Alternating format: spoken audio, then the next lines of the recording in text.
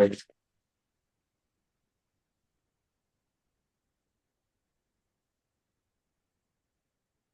And then as soon as it hits 7, put the video on.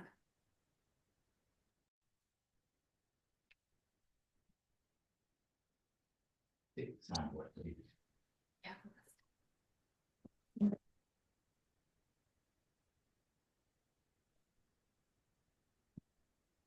In progress.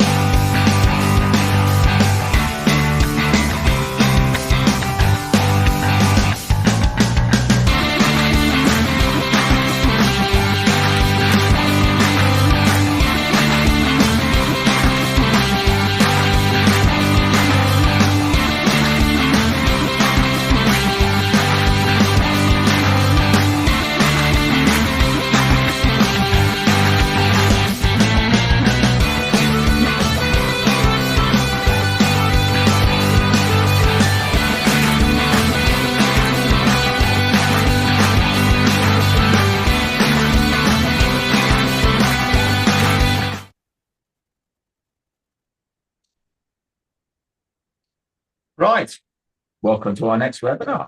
And have we got a series for you? This is the first of 3, I believe, and it's all about Foaling the Mare. This was sort of a brainchild between Sarah and Edward's yard, or Sarah, who works for Stallion AI, and obviously an Edward's team, and it's got amazing. I mean, tonight we have got well over 500 people from, well, we'll find out how many countries in a minute, that are tuning in tonight, and we have got an action-packed evening tonight. We really have. I think I've looked at the storyboard and it's quite incredible. So grab a glass of wine, sit on that sofa, chill out, and enjoy the rest of the night. You're going to have a fun night. Well, hopefully we're going to have a fun night as well. But we've got a esteemed professionals all about the mare side. As you know, I'm the stallion side, but this is the mare crew here. So we have Rebecca, Kitty, who is one of the resident vets here, and also Katie, the Irish contingent. We will leave off the rugby tonight, don't worry. And my brother Edward. And also behind the scenes, we've got Steph from D&H, Dawson Horrell. We've got Berta as well from Yorton Farm. Sarah Wilkes from behind the scenes. We've got Faye, who's going to be taking all your questions. So if you have any interesting questions, and also we'd love to hear where you're from. I think last time we had 25, 30 different countries tuning in. And it's quite great. We were, us with Rebecca actually, out in, where were we? Spain, weren't we? Yeah. And we even had 2 Russian ladies. So I don't know whether you're watching tonight. They came up to us, we watch your webinars all the time. So please let us know where you're from. That's always interesting to us.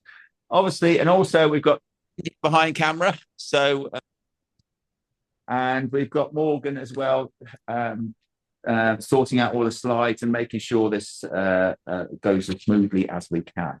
So any questions, please send them over. They will do her best to answer them. And we want to hear from where you're from as well. Just on the sponsors, these take a lot of prep these evenings to put on from all sides. And we can't do this without a sponsor. We've got our Dawson Horrell tonight, feeding solutions for every horse and pony. Their range of products has been trusted by horse owners for more than 80 years backed up by research and science and dedication to feeding every horse as an individual. And they are the exclusive feed partners for the British eventing team. And Stallion AI Services is very proud to have them as their official nutritional partner. So we're going to hear more about them later. Next is the Easy Foal, who sponsors tonight. We're going to hear a bit more about that. India's going to tell you all about that. But this couldn't be a better time. And I bet there's a lot of you watching tonight. You've got I bet you've got a maternity ward at home. I bet those ladies are bursting at the seams, ready to fold. And we're going to obviously help you a little bit with that. But the Easy Fold can help you hopefully fold your mare or fold easier with a bit of luck. And we're going to hear all about how amazing this folding system is. We have our stallion show. A date for the diary. Get your pens out. Get your diary out. 26th of April. This is going to be the biggest and best stallion show. I say that every year. And I promise you, it's going to be this year. We've got 20, nearly 30 odd stallions from all over Europe. We've got one from France, one from Germany, from Netherlands, and loads from the UK as well. So if it's £7.50 on the website, the early bird, or if you come on the day, it's £10. But if you really want to spoil yourself, as much sparkly as you want, it's £45 for the hospitality, food and drink. And what more could you want? And enjoy some of the most amazing stallions that the UK has to offer. Tonight, we've got a giveaway as well. And Edward has very kindly given away a free AIET fresh or chilled cycle. Is that right? That's right, yeah. An AI chilled package cycle. Just under £300. So, I mean, that is, yeah, but you've got to stay on it. What do they say? You've got to be in it to win it. You've got to be there right at the end. Otherwise, you don't pick it up. So thank you, Edward, for not doing that. Also, we're giving away 5 Stallion Show standard tickets as well. So there's another bundle and a 50-kilo Shore Grow bag as well from D&H. So the value of this is over £350. So yeah, what is there not to like? But you've got to stay there to the end. So what is on tonight? Honestly, is I looked at this, went through this with Sarah before. We've got an action-packed one. So we're looking at the signs to look out for a mare close to foaling, going through what you need in the foaling kit, a demonstration of the Easy Fold, showing the facilities, and you can hear a bit about the history. We're going to put something slightly different tonight about the history of the stud here. How to look at the placenta. I'm afraid that things hopefully go right most of the time, but when things go wrong, how to look at those early signs. So we're going to hopefully try and ask those questions. When to call the vet, when maybe not to call the vet, I don't know. These maybe some of the things we need to look at. Newborn foal examinations, getting the right nutritional balance for your mare, and then we're going to go straight back in and do some questions and answers. Does the mare know that handy? The one for the one can have the falling alarm on. So questions and answers. So you've got the opportunity. We will answer some questions, and maybe a bit early just yet. But we got our first. Oh yeah, one of the most important things, the charity of the night. Mustn't forget that. How could I forget that? All these things are on free tonight. Nature Safe, the most amazing charity, saves species from going extinct by freezing their tissue down. All this technology has been learned from the equine world. So if you're feeling a little bit generous, please dive into your pockets. There's a QR code maybe on the screen now. Is that right? I don't know where you can see that there. And scan that in. And if you can donate the £5, that will be amazing. So the first poll question coming up. Where are you watching from? So you've got UK, Ireland, Europe, North America, South America, Australia, New Zealand, or other. So you can obviously put that in there. Do we think the mare's far away? So the first thing we're going to do, we might just switch over a little bit because India now is going to talk about the foaling alarm. So could I borrow one of you? Can you just kind of hold this camera, please? So I put you on the spotlight there, haven't I? Right, India, your foaling box over here, isn't it? Yeah. Now, we're just coming into the foaling season now. I know they've been busy here foaling mares down, but trying to predict when that mare's going to foal, well, I don't know. I might be told different, but it's very, very difficult to tell. And obviously, staying up all night, and there's all different types of alarms. And this one is quite amazing. Yes, we do have a vesting, we do sell it, but the results from this have been quite outstanding. So, India, take it away. Just tell these. Why are they so good? So the reason we love these alarms is because, one, they're non-invasive. So if you're a mare owner that's foaling your mare down at home, and you can pop these on yourself, so you don't need to put that out. The success rate has been really, really good as well. They're actually made in France, and they've slowly started being introduced into the UK, and we absolutely love them. The way they work is it's basically they come with an antenna box, and then you place the sensor on the mare's tail. I will do a short demonstration in a minute. But they basically work from connecting from the sensor to the box, and you just put it on 2 weeks prior to foaling. It monitors the mare for 2 weeks before, sees what her movement's like, and then when obviously it starts to see a change in the mare's behavior and her daily kind of go about, it then obviously picks that up on that, and then we'll give you a call. But I'll show you how to pop it on now, as we've got a top. So it'll come with the equipment. So it'll come with your, obviously we do indoors and outdoors, so this is an indoor kit. So it'll come with your antenna box, tape, chargers, etc. And then it comes with an additional sensor. So this is basically the bit that you'd need to put on the mare's tail. So if you come with me. Here's one with mare, I should say. So there's a little arrow at the top of the sensor. So basically that's kind of the direction where it needs to sit on a tail. And Berta actually taught me this trick. And what you do is you pop it upside down at the top of the dock. You then spin it round, and then that's kind of where it needs to sit.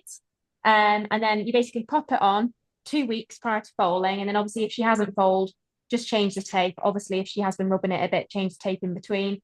This code here is obviously the code that kind of works from the sensor to the antenna as well. Comes with the really sticky tape. This tape's really good because it's not like vet wrap in the way that it's really sticky. So it's not actually tight on the mare's dock at all. It basically just sticks to itself.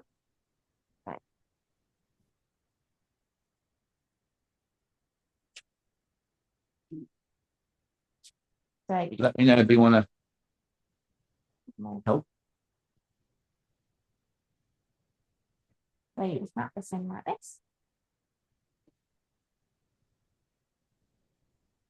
So 2 times round, is making sure you're covering the whole of the sensor just to keep it in place. And I'm not pulling tight on this at all. This is actually quite loose, but it's just sticking to itself. And then squeeze it in place like this. And then you literally just keep this here on the mare's tail for 2 weeks. And then obviously if she hasn't foaled within 2 weeks, just change the bandage and then reapply.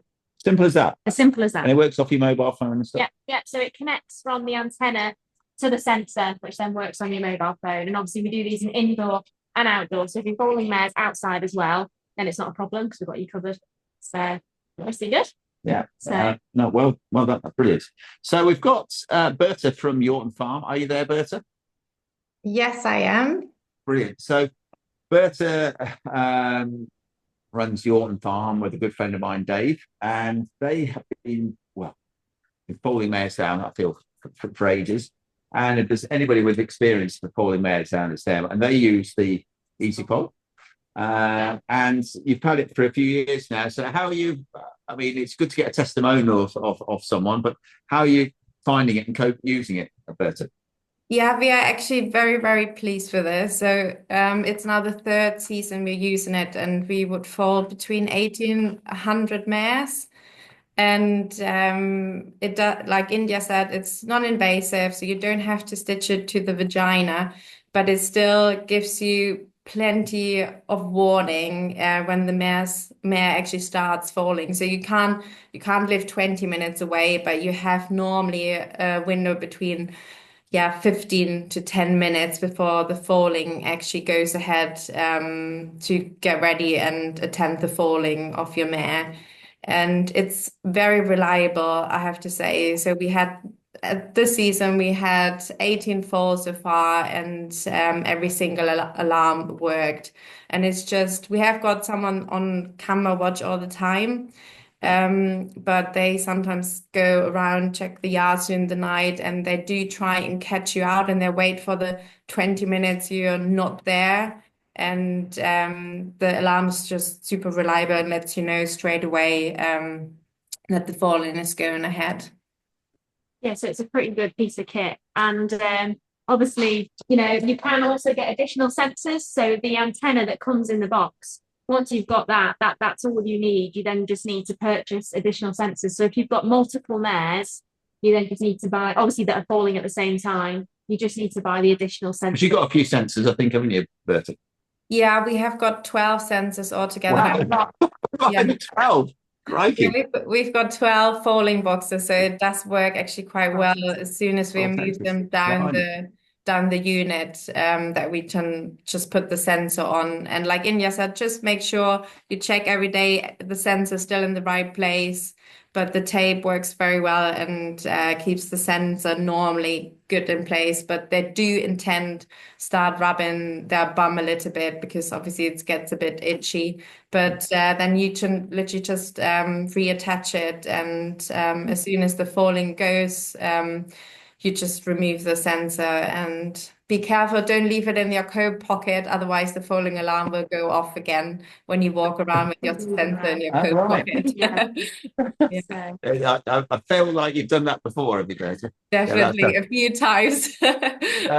And I've seen loads. Oh God, I remember over the years, the ones where they used to work on the sweat on the side. I remember having to rub them off. Then you got the ones where they lie down, sort of a bit like an anti-cast roller, and then you got stitching ones and things like this. And I suppose everybody's got their slight favourites what they use, and obviously you've done so much work over the year. And 11 months happens, and they're about to fall, and you want it to go right. And no falling alarm is 100% foolproof. We know that. But we just know with this one now, it's one of the most up-to-date falling alarms I think there is out there. It comes from France. Yeah. Is that right? And Yeah. they use it, and there's so many big studs in France using it now. oh yeah, and I think once you've gone to the whole like effort of getting your mare and foaling at that last stage, you really want to make sure that you've got something that will, help you every step of the way. You rent them? We rent them as well, yeah. So it's actually a new service that we offer. So obviously, if you don't want to commit buying one, we can also rent them out as well for obviously that period that you need them. So Not brilliant.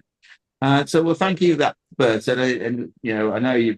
The reason we've obviously known you've used it for a few years now, and obviously reliant a lot. How many? I know you're in the thick of your folding. How many more have you got to fold down? Oh, we still got plenty actually. You only had 18 so far, so we have probably at least 70 to go, I think. So I always think, sorry, just a general question. Do you look forward to the folding season, or do you sort of look forward to trepidation, or are you quite glad when it's sort of over, or is it something? It's a lot of work, a lot of effort, and everything else, isn't it, when you come to folding these mares? I think everyone is, the whole team is always very excited about the first falls, and then you have probably about 30, 40 falls, and then you get a bit less excited, and then everyone can't wait to have the last fall as well. So It's like getting the last mare covered, isn't it? Yeah. In your world, it's getting it done and dusted. But no, well, thank you for that, Bert. I really appreciate coming on tonight. So I know you've been so busy because we're only just getting going in our stud world, and you're absolutely in the thick of it. So I really appreciate letting people know. So thank you very much for You're that. very welcome. Thank you for having me. No, that's all right. And we've got a few people, haven't we, Faye, who've dialed in saying where they're from. I think, did I say one's from Coventry in England, I think, which is, I can't remember who that was. Someone from France, wasn't it? Yeah, Namibia, Massimo's tuned in again. Simo, the hoverboard person, the only person in the world that's collected semen from a stallion using a hoverboard, if I remember rightly. Yes. So, good man. Chile as well, and then lots in the UK. So, all right. Yeah. All right. It's pretty chilly here as well. Oh, sorry, dad joke. Right. We're going to come on down now. So we're going to move. We might lose signal, just telling you for a while. If we lose a bit of signal, Sarah is going to take over a little bit in the in Edward's office, just so you know. But we'll carry on. Well, maybe Sarah, we'll wander down. If you can just explain a bit about the open day again, and can you hear us? Yeah, of course, I can do that for you. Right. Good evening, everybody. I hope you're having a good time already. I'm here in the office with Edward's office with Steph here from Dodson and Horrell. If you don't know me, I work at Stallion AI Services. I do a lot of the marketing as well as handle the sales accounts for the show jumping stallions and the eventing stallions. So as you can imagine, it's all really, really busy here at the moment. We've got, don't forget, if you ever want to catch up on news, I'm going to get this in before Tullis takes back over. Every Friday at 12 o'clock, we go live on Facebook. So it's 12 o'clock UK time. Look us up and we will be live. If there's a particular stallion you want to see, or any questions or anything you want us to show you, maybe something in the lab, we'll always try our best to accommodate you. So if that's something that you want to do, please do drop us a message or make sure you watch us live. And there's always a bit of fun as well. So it's one of those things that's always really nice. So Stallion Show is the 26th of April. You're too late now, Tullis. You can't come back. I know. We're having Well, at a least good you know we're time. working. We're still working. I'm Yeah. going to hand you back to Tullis, and we will catch up with you again shortly. So yeah, we come to the main yard now. We're obviously going to go through all about the foaling, and we've got some amazing videos that they did the night before. I've been on, I feel like a bit full watch myself, but the phone's never rung. Waited to it, so which is quite good. So I've had some good night's sleep. But we have got some foals here for you to see. But before we start that, we get quite a lot of people about the family business. It is a sort of family business. Edward does the mare side, I do the stallion side. With two separate businesses. But Edward's going to sort of go through, explain a little bit about the history of Twemlow's hall here and the stud farms. So over to you, Edward. Well, thank you very much, Tullis. So Tullis and I are third generation here at Twemlow's. And as you saw, India is the fourth generation, and my daughter was also in the stocks there. So we have got the fourth generation now here at Twemlow's. So it started back in the 50s. Our grandfather bought this farm in the early 50s, and he started having a dairy farm, and he made Cheshire cheese here on the farm next door and also here. So that was very much his sort of main business. But he always had hunters and horses, and he always bred about one mare a year. He had an Irish draft mare many years called Kerry. So our sort of grandfather sort of started all of that. So that's how we sort of began here that time. And then about 35 years ago, our father and my grandfather passed on, decided that the way the milk business was, that he was going to go into the horse business with a stud farm. And Tullis and I was working away, but Tullis was here with our father, and they set up this stud together, running it. And at the time, there was a few stallions based here and a few mares, and we had a few foaling boxes. And then Tullis set up his own stallion business, which is obviously next door. And then I came back about, I think it was 25 years ago, and joined my father in the business. And then Tullis and I have sort of taken our businesses forward together from there in that time. And just behind us is the farmhouse over there, which is actually where Tullis was born. Yeah. So I haven't moved far. So Tullis was born there. And this yard here, a traditional farmyard, just behind us as we came on, there's the garages. Well, that was the milking parlour here. And all these boxes around the yard have obviously been converted now, but there was a traditional milking parlour years ago there, but then it was all the calf boxes. So as I said, when I came home, there was 2 foaling boxes here. My parents in the house here, they oversaw all the foaling from their side. So having come home, we sort of started to build up the business, and Tullis was progressing the stallions, and it just moved forward.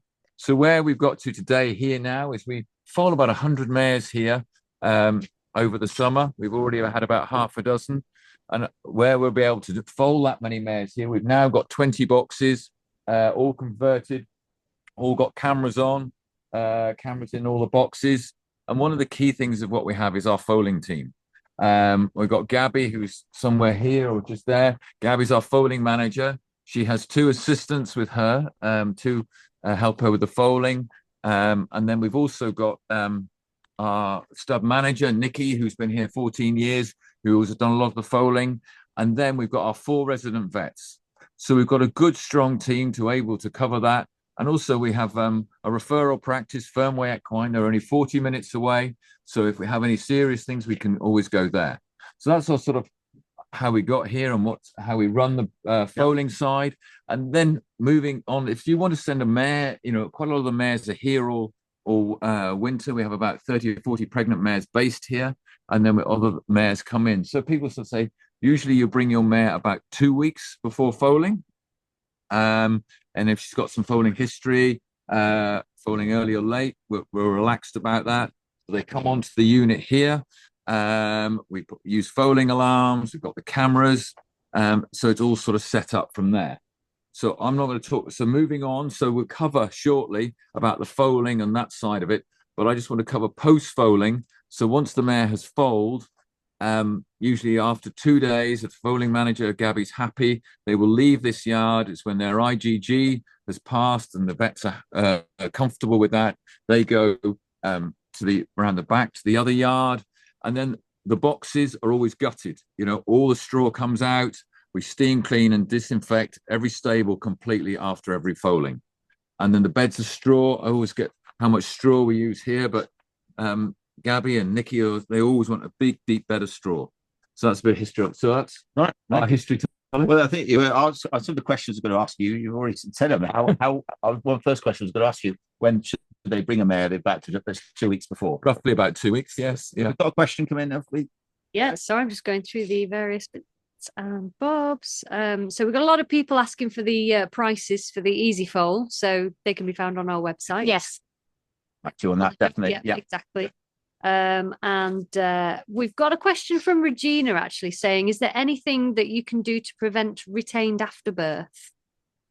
I think retained after birth. I think that's very We've got much a whole afterbirth section in it. There you go. yeah. And we've got a placenta already. Yeah. Fresh placenta. So that's excellent. Yeah, just hope you're sitting down for your tea because they're going to put you off. So yeah, just look on the Stallion AR website, and that's where The shop section, and then an Easy Fold has got its own section, and everything's on there. Keeling's on there, can't you? Right, come on over. So we have, this is the maternity ward here, and all the way down the yard here, all these little expectant ladies. I always think it's very quiet and peaceful in this yard. And I think when they're all in mares, again, remember, I don't do this side, so I'm slightly guessing we've got all the experts around. Also wants to be nice and peaceful. But here's the one that she could be dropping any minute. She could even do it tonight when we're on the webinar. You never know. Could have a live birth. Right. Rebecca and Gabby. So this mare is literally about to pop, isn't she? She's bless her. Been a bit of a running joke for us for the last 2 weeks. We've been trying to video for you guys. Yeah. A mare foaling, and they've all just held it in for us, and now they're all about to pop at the moment. We've about 10 that are probably overdue. 10 days. Yeah. So that's one question I can come straight in at is, how, some of these mares can go quite a bit over. Yeah. When should we be worried? How far gone should we start thinking, oh God, Yeah, I really like that you asked that question, Tullis, because I think I get a lot of owners that ring me and they say, oh, the mare, she went early. But we have to remember that there's a huge foaling range when we're talking about pregnancy in mares. So they can go from any time between 320 days to 370 days. And I know that at Twemlow's, we give people a due date of 340 days. But actually, if your mare is starting to look like she's developing an udder at maybe 300 days, that could be a sign that she might be going to foal at 320 days, which is within the normal limits for a mare. So you can have a completely healthy foal, but you must be there. So you need to be picking up on the signs. I've got so many questions. But I don't come over here very often. So I mean, because it was years ago since I did it. So I hope these questions are okay. But I always think sometimes, isn't it the weather sometimes? Do the mares want to hold on to this sometimes? And they always seem to, obviously, most of them fall at night as well, don't they? Yeah. I think we were talking about this the other day, and I think it's like, we were thinking about the statistics. I think it's something like 85% fall between 8 a.m. and 8 p.m. and 6 a.m. So and do some mares genetically, if they go over, then the following years they can tend to do roughly the same, or I think there's some evidence to show that might be the case, but I feel like people kind of tend to get really caught up on that. Oh, my mare always goes. But if you actually talk to, pregnant women, it can vary a lot. And I think horses can vary a lot. So we just always really need to be looking at the key signs of what the mare in front of you is doing. Right. So what are the key signs? That was a tedious link straight in there. Yeah. So to start off questions and get on with the job. Yeah. So what are we generally looking for? Well, she's got a big tummy on her. She's either had a big meal tonight or something's actually happening here. And I think hopefully she's pregnant. Otherwise, Gabby is going to be. and yes, and what she's She doing. definitely knows what she's doing. And this is a really nice, relaxed mare that we picked tonight. But so Gabby the Foaling Oh, we're losing them. manager really is the one that's observing all the time. And I think and saw her udder, I mightn't, be single day. From about 300 days on, you want to be really, so you can hear with this mare that it's easy to know because yeah, stable. Yeah. Is it? It's got its pitching. Pitch pillow out. Makes it really stable. Right. Is it any better now? Yeah. Is that better? Yeah. Yeah. Back on. Sorry about that. Yeah. Bit of signal drop out. Let's talk about her from here. So you can see with this mare that her udder is really starting to fill up. And I think what's really key in this case is not only does she have a full udder, she looks like she's got lots of colostrum there, but also her teeth, her actual nipple on her udder is really starting to fill. So it's instead of being quite narrow, it's really kind of filled out as such. So we also see sometimes wax developing. So you might see little balls of wax. Now, how reliable is that as an indicator the mare is going to foal? I think, again, it can be a big variance. So maybe you'll have a mare that will show wax for a week, or maybe you'll have a mare that waxes maybe for only one day. You don't notice it, and then they can foal. So that's why we need to take the whole picture into account. The other thing that's really nice to keep checking on your mare twice a day, especially when they're getting towards the end of their pregnancy, is the vulva. So the vagina. You want to be lifting the tail, looking for any discharge, any abnormalities. Then you'll know what's normal for your mare. And the vulva will actually start to elongate as the mare is getting closer to foaling. Yeah. I'll just come back here. Rebecca, what we might do, just for a second, we might just show the foaling video and come back to it, and we'll try and link onto the Wi-Fi. Yeah. So because we'd like to go in there if we can. So if we can play the foaling video. So now, Megan Morgan. Morgan, yes, that's fine. Yeah, and then I'll try to link on to the Wi-Fi and see if we can get a bit stronger. So it is 4:30 in the morning at the Twemlow's foaling unit, and I'm here with Gabby, the foaling manager, and we're with the lovely mare that was waxed up last night, and she has foaled. So was it a very quick foaling, Gabby? Yeah, it was very quick, very straightforward. She laid down pretty quickly, and here we go. Very good. So Gabby is just gonna, so the mare has gotten up and naturally just torn away from the foal's umbilical, and it bled a little bit, but it stopped quite quickly, so that was all normal, so we're quite happy with that. And now Gabby's just gonna dip the umbilical. She's got some nice clean gloves on, and we've got these pre-made up clean pots with chlorhexidine special Hydrex, it's called, that we buy dip for the foal's umbilicals. So yeah, she's just really makes sure. Perfect. That's great.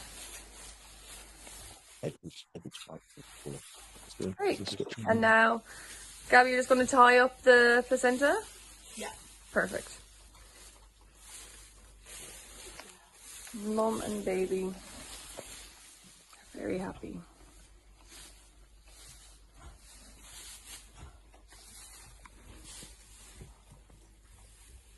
Great. So, what's going to happen next, Gabby? Now that the mare's up, we're just going to get a refractometer, and once we've given the udder a really good clean and test her Brix reading. Perfect. Great. Yeah.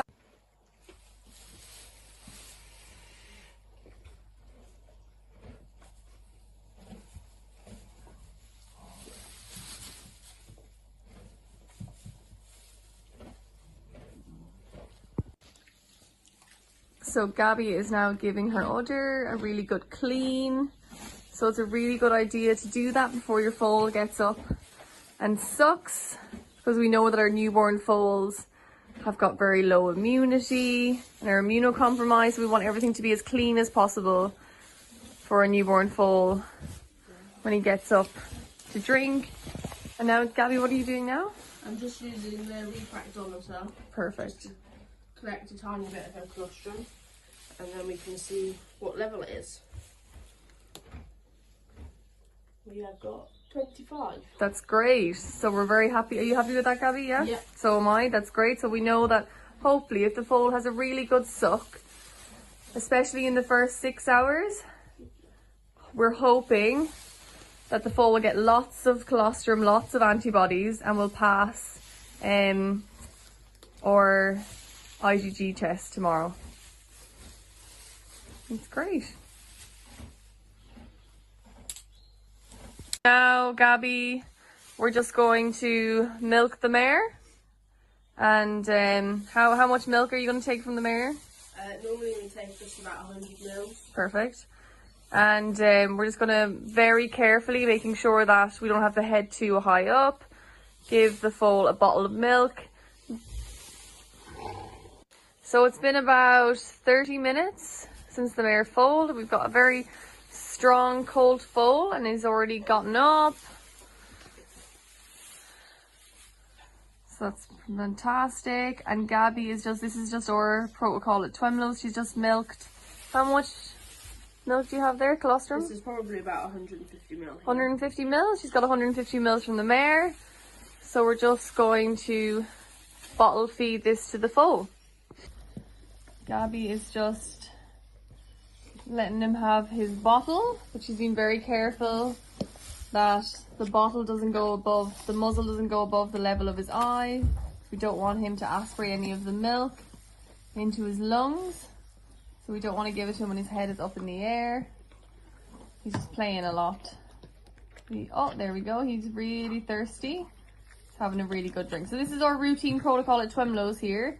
It's not necessary. You can let the foal get up and drink from the mare themselves. That's fine. And we just really like to make sure that we get every drop of colostrum we can into the foal really early, so that we get it in there before the gut is closing and they absorb as much of the mare's antibodies as possible.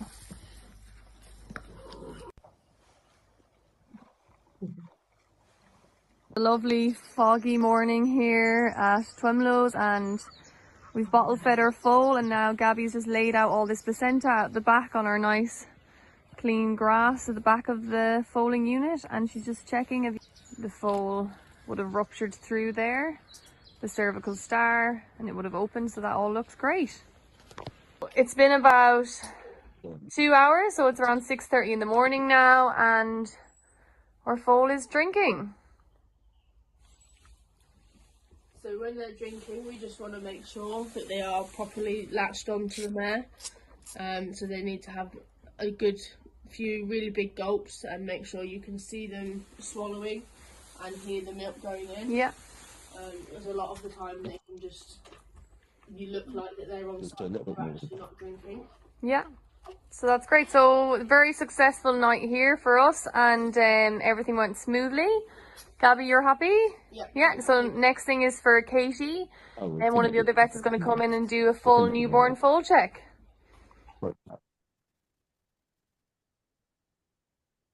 Okay. Right, back. So we were hoping to, I was hoping to be in there the other night, but actually Rebecca beat it to it. I was away. We have got a few Wi-Fi problems here, but we're running off 4G, so just have to let us know if you can't hear us, because we can soon go back to the other building. But anyway, so this mare is literally due any minute. About the waxing up, she had a bit of wax there as well. Yeah, so she did have a few little beads of wax there, but really importantly, what I wanted to show everyone, which can be really helpful, is these pH strips. So what they are, so this mare was checked today. So basically, you just need to have a nice clean glove on and just milk a tiny bit of milk from the mare, colostrum from the mare, and then you can measure the pH. So just a few little drops, and then you can compare the color change, and it will tell you what the pH of the milk is. Now they're really helpful, because if the pH is above 7, then there's, or above 6.5, then there's a 99% chance that your mare won't foal in the next 24 hours. Whereas when it gets to as low as 6.2, then there's a 95% chance that the mare will foal in the next 72 hours.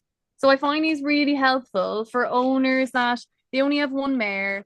They are sitting up all day, all night, watching, and the mare is just holding on, and it's just impossible. You just can't watch them 24 hours a day all the time. You need to get some sleep. So this can really help maybe just pin it down to 72 hours.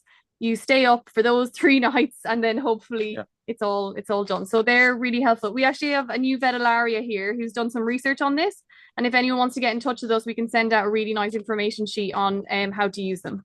I think Faye's got a question or two. Yep, several. So we've got somebody asked a question from the video. What was Gabby cleaning the udder with? Oh, cleaning the udder with just water.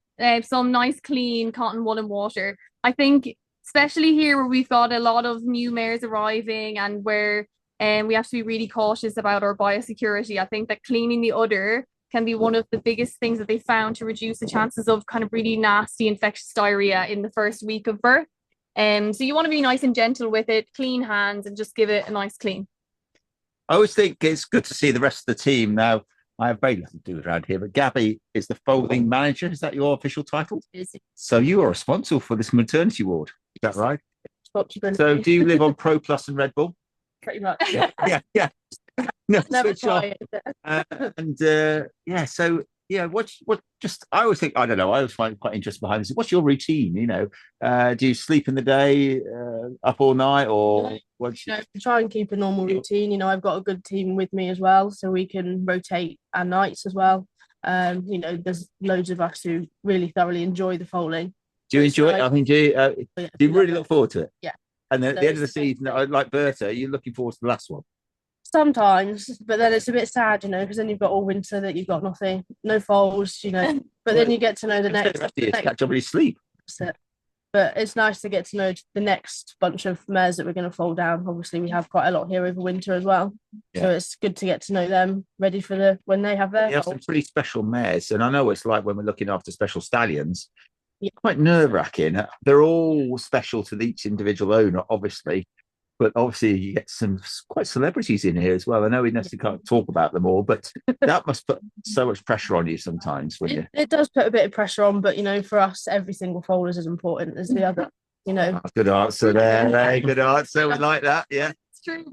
Some that you think, that's like, and the girls, they just become so attached to them, and I had to give a shout out because you got one or two very special mares about to foal. Verity is watching tonight, I've just been told, obviously her mares are the most special mares, obviously. So Verity, they will get well looked after. So that's I think the clock's ticking on them as well, which is quite exciting. Yeah. So. I know we've got a few internet problems, so we couldn't see all that in there. But was there another question, Faye? Sorry. Yeah, a couple of people want to know where they can buy the milking bottle from. We would get those things, them on Amazon, wouldn't we? Yes, you get them, and there's also that company in Newmarket. Email us or email us or Stanley Nail. We can find out where you can get that. But it's Newmarket. There's somebody who sells that. We get on Amazon. Just about anything, isn't it? Yeah. The same for the test kit with the colostrum. Yes. So the pH strips are literally just your normal pH strips that you can get on Amazon. I think they're cheap. I think they're a couple of pounds. £5. Yeah. So I just bought some the other day on Amazon. Very easy. So we prepared the mare with the foaling alarms. We've seen a mare ready to burst. Do we not know what she's going to have yet, or does she predetermined her foal? Do we know? We sex scan. Is that a secret? I don't know if Rebecca's sexed. We do sex scan some of the clients. I'm not sure about this one, so it's going to be a surprise. Yeah, I think it's always quite nice that. Yeah. So you takes the pressure off me, because when it comes out and it's not right, then I don't have to worry. You're normally right. Come on, gender reveal or anything like that. No, we have in the past, but not on this. Gender reveal. Yeah. Right. And then you just have the baby shower after. Yeah. Anyway, so we've seen the mare, and now it's all about the prep. When you're doing this work, it's prep. And you have to let us know, because obviously we're working off 4G here. So, and then you can see. So what goes on in this room? This looks pretty sort of efficient here. You've even got a few chairs down here. Gabby, is this where you put your feet up and watch? Is it? Sorry. Gathered on those chairs there. Called the Foaling Alley of it. Is that right? Yeah, Foaling And, Alley. and I think it's been the Foaling Alley for quite some time, isn't it? So what goes on here? You've got quite a few bits of each. We'll have to speak up a little bit as well. Yeah. Perfect. Right, I'll get out of the way. Yeah. So what's in here? So I suppose first of all, we'll start off with your folding kit, which is the most important thing, really. So we just have this ready. This is basically, I walked in tonight to see, you know, what we're going to show you, and it was just sitting there, open, exactly like this, all ready to go. Gabby's always waiting at a moment's notice that the alarm might go off. So what do we have in it? Really importantly is a pair of scissors. So if the scissors isn't there all the time, so if anyone wants to steal these scissors out of the folding box, there would be big trouble. So if you had a red bag delivery, and I can talk about that more with the placenta, you need to have your scissors ready to go, because it's really needs to be done instantly. We have some nice clean lube. Make sure you're using something clean. You don't want something that's covered in poo from the vet or something like that. And gloves that you can just grab and pop on. We've also got some ropes here. You can use chains as well if you like. What else do we have? We've got some hand sanitizer. I'm quite into my cleanliness, and I think it's really the biggest thing that's going to help reduce your early newborn foal sicknesses, which Katie's going to talk about later. But I'm very into the girls having clean hands. If they're going to do the umbilical, gloves on, keep everything as clean as possible is really important. We've got an enema here. Yeah. So we like to give these when the foal is up and it's drinking. Give the enema routinely. You don't have to give the enema routinely, but I just think it's quite nice to know that you've done that, so that when they do pass the meconium, that hopefully you don't have to worry about that anymore. Yeah, and then we've got our tail bandage. So we'll always, when the mare starts to foal, we'll wrap up the tail, have everything out of the way, nice and clean. And this is the dip. So it's a chlorhexidine based umbilical dip. That's what we found works for us really well. This is the Hydrex one, and we always have these really nice clean tubs that are the same that you would use for the semen. Yeah. Nice, though. Yeah, lots of gloves. And but you have the folding kit. Yeah, so and this is something you can't buy this on Amazon, can you? No. So we've got a lot of bits there. I think it's really nice if anyone is new to foaling and just wants to take the hassle out of it. Basically, everything that you see here is already pre-made and ready to go. So just get in touch with us and we can get one of those out to you straight away. Yeah, and you got them ready to go. Yeah. Yeah, definitely. Yeah. And then, you got an array of stuff. Yeah. We got lots of stuff. I'll say ECG then. It's not an ECG. It's the test. Yeah, so this is how we test the antibodies of the foal. So Katie's going to cover that a bit later. But I basically just laid out a lot of things to look at. We've got a sick foal box ready here at Tunnels. We've got 4 vets. So if we ever had a foal that suddenly looked like it was off the suck, it needed any treatment, we've got everything ready to go. This is our newborn foal kit. So we often take blood. So we've got some blood tubes. Just that everything is really well organized before the season. I think that can be a really big help. And I'll just show here what's really important is our refractometer. So Gabby did show in the video that she was checking the mare's brick, so checking the quality of the colostrum, how much antibodies were in it. So that's really key. And these are really not very expensive. You can get them on Amazon, and they're very much key in making sure that you're knowing that your foal is going to be getting adequate antibodies, so to help them fight off any infections from the mare's milk. I feel that Faye, you poised for a question there. Yes, I've just answered one or two, but I have the one to ask now. Yes, Shirley Light. Toffee vodka, relaxing while we're freezing. I won't say. I was to say something else then. But go on, Shirley. What have you got? He said, "Do you give enemas routinely?" Yeah, so that's a good one, Shirley. I've worked in quite a few different studs now, and I do think there's very much a difference in opinion, but it's what works for you. That's what works for us. I think it's nice to see your foal's gotten up and had a drink, and then if you give the enema, it helps maybe that they don't feel distracted and they're not kind of continuously oh god, that's a bit irritating that they've already drank. So then it's just something that when the vets come in the morning, then the foaling team have given the enema, if the foal still was straining, looked uncomfortable, we know, right, well, you know, they've already done the enema, something's not right. And we're going to need to do more investigation at why the foal is not passing this meconium. Just on the meconium retention, we do also, talking about all the different kits we have ready. This is our kit for meconium retention. So if you do see that your foal is really uncomfortable and straining, and you've given an enema and it's just not right, definitely get in touch with your vets. And there's a lot of things on farm that your vet can come out and do. So these are a Foley catheter. So we inflate this inside the foal's rectum. It's, you know, not painful procedure at all. And then we just infuse something into the rectum that will help break down the meconium. And normally after you've done that and they pass, then they're very comfortable and bright and they'll continue to go on and suck. Yes, this little bucket. Yeah, so that's how I said you need to be checking your mare's udder all the time, the vulva all the time. So this is how we get the mares used to it. We have the same thing with stallions sometimes. Some stallions don't like the penis being touched. Oh yeah. We got one really shy. We just stroke the tummy a little bit, just get them used to it. So this is your magic tool. This is your udder stroker. Yeah. Whatever. Yeah. Very important. Yeah, very good. Yeah. There's a lot of thought that's gone into that. Definitely. We wouldn't survive without that. That's for sure. I know. It's made just getting them to used to it. Yeah. And so you got some resuscitation kit and so I'll just show here we've got our resuscitation kit here. So what should you have in your kit?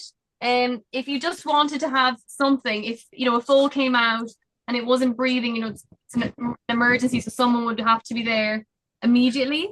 So this is what you would need. I think this is again something that you can get on Amazon. If you want to get in touch with us, we can help you. So basically you would place this over the foal's muzzle and you would just pump air into the foal. Potentially also you would need to do compressions. So we do have also a towel in there to simulate the foal if we think it's not breathing. And we have a cheat sheet here that we follow. And so we have vets on site as well. So we've got another crash kit here that's full of drugs that are pre-made, ready to go. So when we're in an emergency situation. So it's like, because the thing is, problem, it's not like a cow when things take forever. When things go wrong, they go wrong quite quickly. Definitely. And I suppose that's the thing, isn't it? You've got to act really quick. So you should be, with a foaling, you should be setting your timer when it starts, and every 10 minutes you should be seeing progression. If you don't see progression, then potentially it happens very rarely. Potentially something could be going wrong. Yeah. So every 10 minutes. Every 10 minutes there should be progression. Right. Otherwise, And then you've got, is that oxygen in that big bag? Yeah. So you don't need oxygen necessarily. The resuscitator is what you would use if you had a foal that potentially wasn't breathing. We have the oxygen here for maybe if we had a foal that was just a bit slower, it was breathing, but we just wanted to give it some support. We might put it on oxygen for a little while, just while it's really getting a bit stronger. So that's why we have that there. Think, Whitchurch Hospital maternity ward hasn't got all this stuff here. So very fond of our girls. I think this is really interesting as well. This is called the mannequin squeeze technique. This is the rope we use. So sometimes if foals if we had a dystocia or there was that we call dummy foal. Dummy foal, yeah. So if they come out and they're a bit slow and they're acting a bit abnormal and things, so we can try and do like the birthing process where we're squeezing the foal. So we literally wrap these ropes around the foal and pull and squeeze, and there is amazing science behind how well this works. I presume there's some good videos on YouTube. Yeah, there's some great videos on YouTube. For restraining foals at home, if you're struggling to do stuff with a farrier or do things with your foal, you can use this technique to make the foal just lie down and go to sleep. That would be a veterinary thing, would it? Or done correctly and done well, it is something that people would use in the they just got to make sure they do it. Yeah, definitely. Yeah. But you can see videos about that. So I think so far the word is preparation. Yeah. Be prepared. Be prepared. We have been preparing all winter. We're ready. Right. So here we have. So you sitting down, getting. Oh, we have a poll. Oh, sorry. Yep. Right. Where are we? Thought. Bottom right. Have we missed the poll? Yeah. All right. Okay. Which poll are we going to go for now? We'll have to go to the top one, won't we? Have you foaled your mare before? It's a yes, many times. I'm sure Shirley, you'll come under that one. Yes, only once or twice. No, but plan to in the future. No, I just leave it to professionals. So Yeah, if you can answer that one, that will be great. Any other questions coming in? Yeah, we've got one. Do you check for mare foal antibody versus blood reaction? I certainly can't answer that one. Mare foal antibody versus blood reaction. I think that there is people that are doing that. So if your foal had some foals can be born, if they suck off the mare's milk, they can have a reaction to that, and that makes them very, very sick. So we do have some mares that come onto our unit and we muzzle them, and then we give them some of our stored colostrum here. So we are set up to deal with that. How many people are testing all their mares before they foal to know if they're going to have that reaction? I think it's quite rare, and I think the test it can maybe tell you if they might be, but I don't think it's 100%. But I could check that, and if anyone wants to email and get in touch, we can do that. Have we got a poll? Have we got the poll quick things in yet? Check. Yes. So 47% is yes many times. Many times. So we've got a lot of people out there obviously done a lot of foaling. So hopefully you're still learning a few tips and tricks along the way. 24% yes, only once or twice. 21% for no, but in future, and then 9% no, leave it to the professional. Right. Okay, so a lot of people doing it themselves, which is always good to hear, because I always think it's quite nice, obviously, if you can do it. But obviously, it's such a responsibility, there's places like here that can take the pressure off you a little bit. Put the pressure on yours and Gabby's, there you go, Gabby's shoulders. So, right, we've got a bit of placenta here. Yeah. A bit. It's huge. I did question this before. Was it a Shire? It's like. But this is the placenta I had out on the grass in the video, so we've kept it for tonight. So if you're just tucking into your supper tonight, hopefully this won't put you off. But anyway, so explain it, because obviously I think this is vitally important. Again, I always looked at maximum carbon days with cows. They used to leave, sometimes this is in there for days virtually. It's a totally different kettle of fish. Totally different. You've got to get it out. So explain what's all this about and where's all it relates to. So how I like to describe it to clients from an understanding point of view is, and how I like to think of it in my own head, is that basically the foal is in two bags. So there's one bag around the foal, which is the amnion, so this white bag here. So sometimes you'll see people even talking about, they'll say the white bag. So this is the white bag, it's the foal, that's the bags around the foal. So there's going to be fluid in there, amniotic fluid, and that's going to be surrounding the foal. And then there's going to be some more fluid. So it's two bags, so two layers. So there's going to be allantoic fluid, and then you're going to have this placenta here, and they always come inside out. So the part that we get coming out of the mare first is going to be the part that's going to be against the foal. So that's going to be this part here that we see here. So that's how they're going to start. It's inside out. Of the mare. So that, and then if we come down here and we come to the end, so we know that the uterus has a body and two horns. Now the foal is going to be in one horn, there's going to be a pregnant horn and a non-pregnant horn. And then also this is going to be the body. So the foal is going to be positioned like this with the head and the legs tucked in here. And then there's one horn that's not going to have any of the foal there, so that's the non-pregnant horn. It's much smaller, much more delicate, and it's much lighter. And then we can see that this part is much bigger and thicker because the foal's legs are going to be extending down into that horn. So that's the non-pregnant and the pregnant. And it's really important that we make sure that basically when we talk about retained placentas and checking that it's all there, we want to make sure especially that the two tips. So we see here, there's a lovely tip on this horn. So we know that it basically where this horn was attaching up at the tip of the mare's uterus, that is all come back. So I always like to go and check that we have both tips there. And then we come along here by the body and we can see that this is where, when I talk about the double bag, this is when we say the red bag delivery. So when you need to open the bag really quickly, if this fails to open and we don't see the white bag coming out. So we like to see that when we see a foal coming out at foaling, it's going to be wrapped in the white bag. So we should see white bag and not red bag.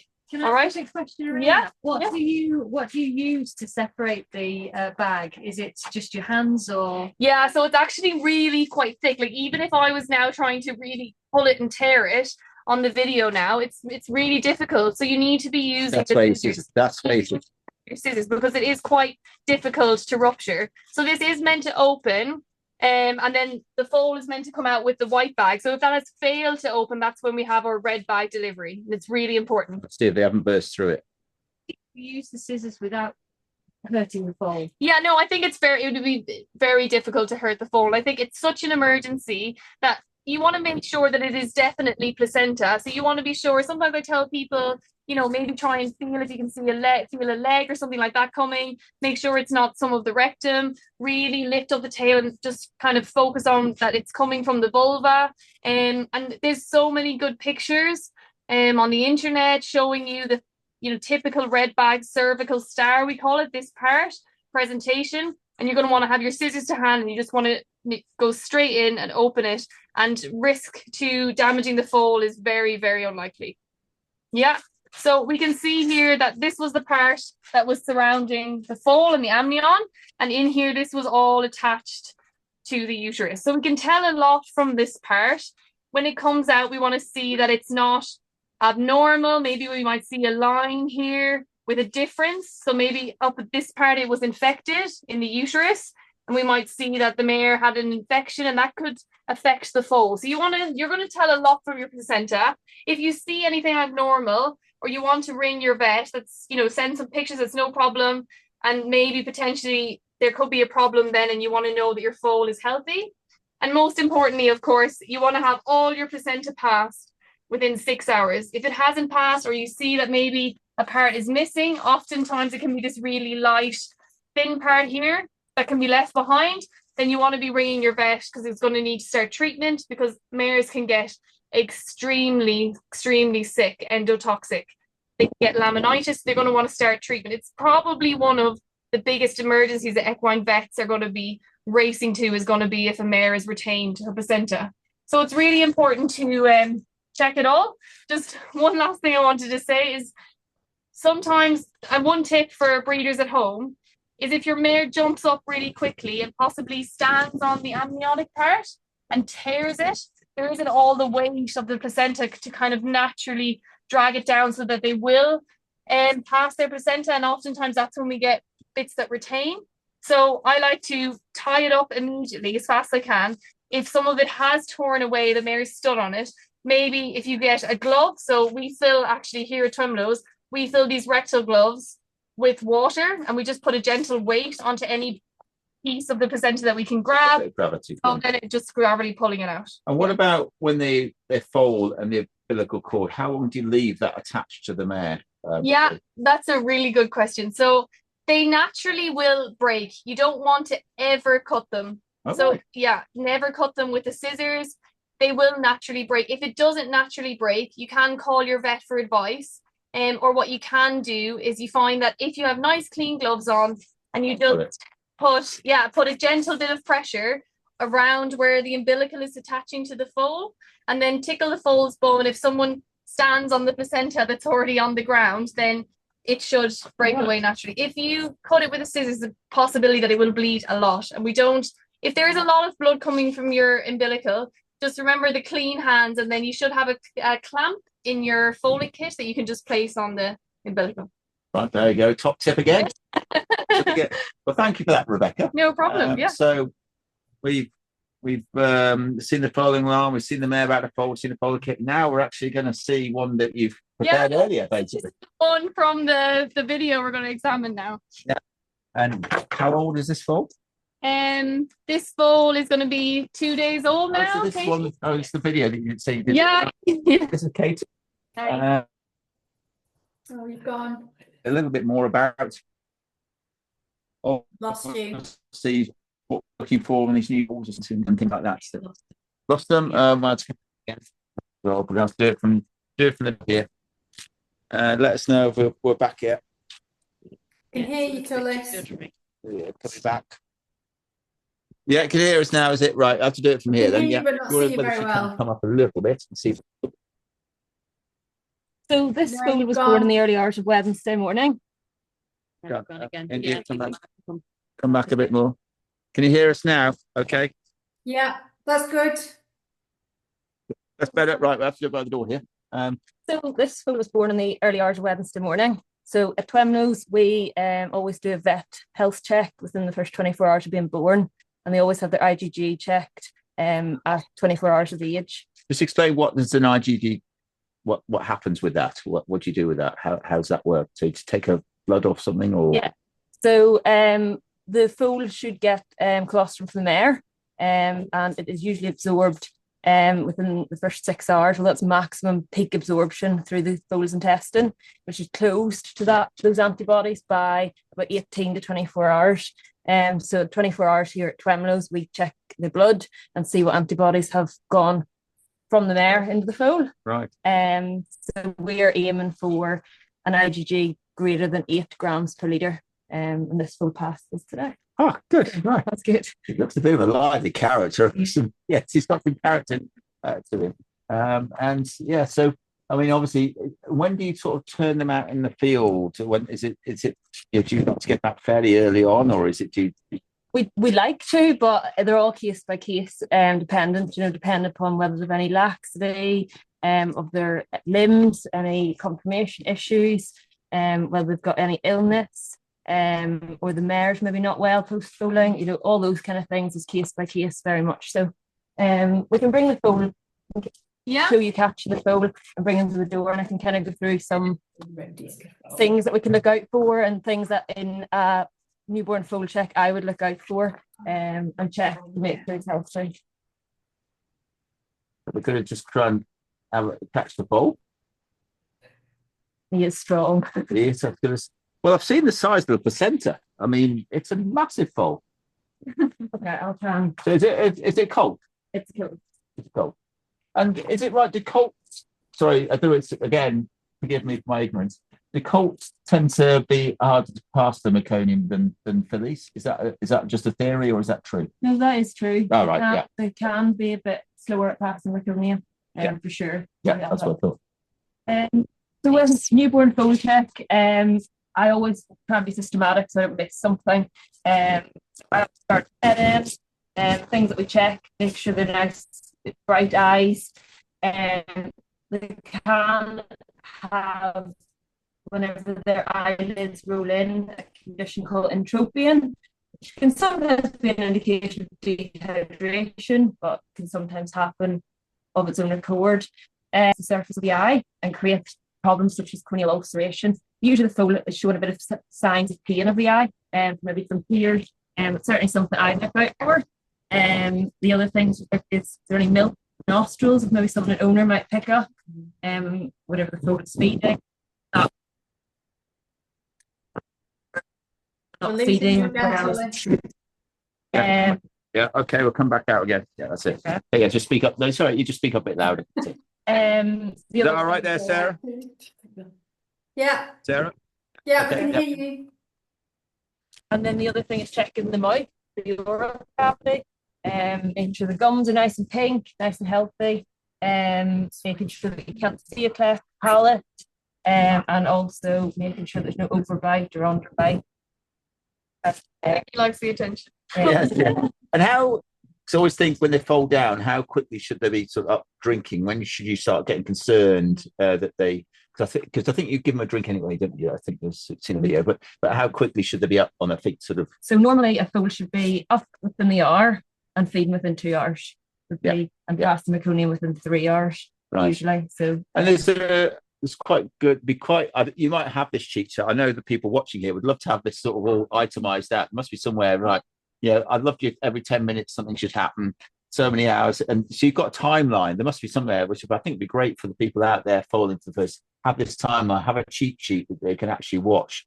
So maybe we can put something together. I think it's quite good.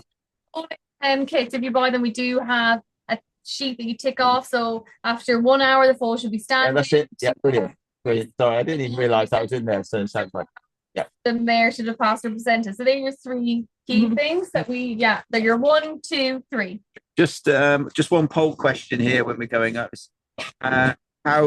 soon after birth do you check the placenta? Do you do it immediately, within an hour, within 3 to 4 hours, or do you just leave it to the vet? So that's a poll question just coming up, but we can carry on talking. So what else?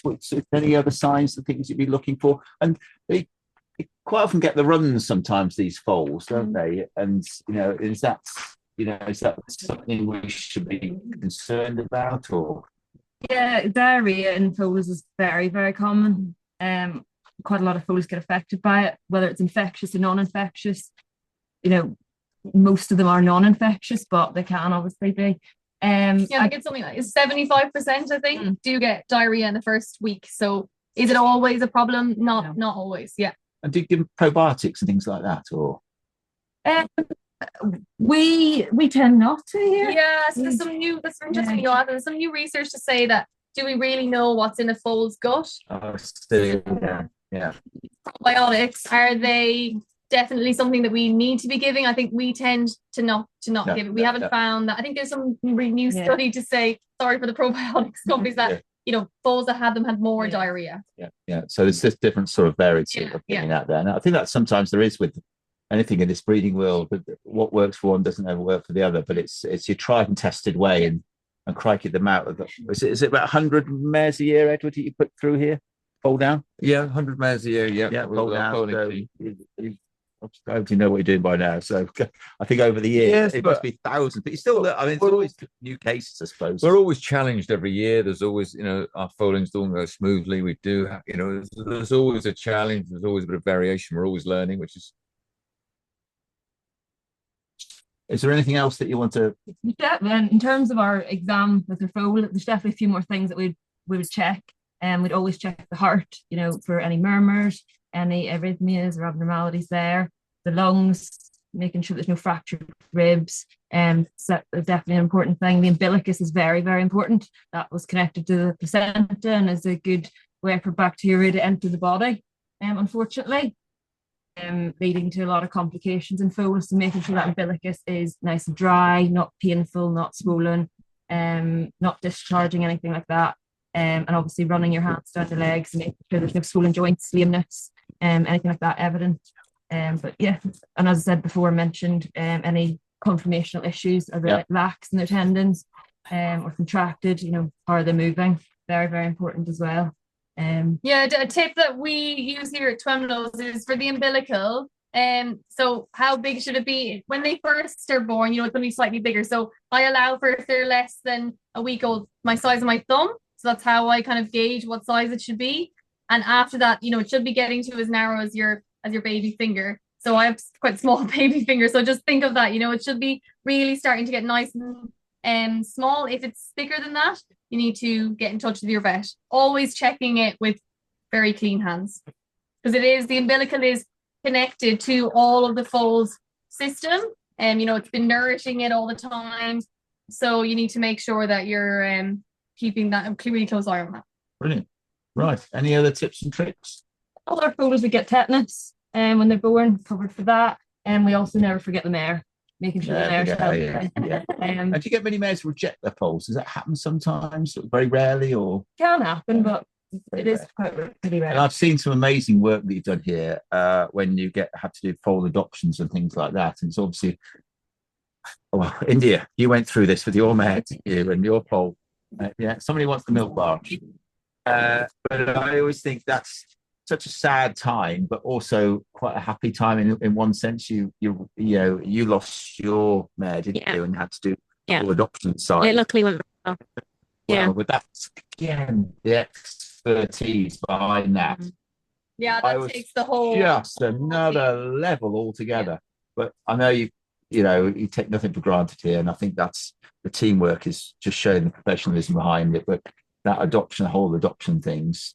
I'm not saying you've got to a fine art, but you have to do it. Unfortunately, sometimes, through the stud season, don't you? But that's again down to the teamwork, isn't it? But when that happens, that must be very rewarding in some sense. I mean, you've obviously done a few of it.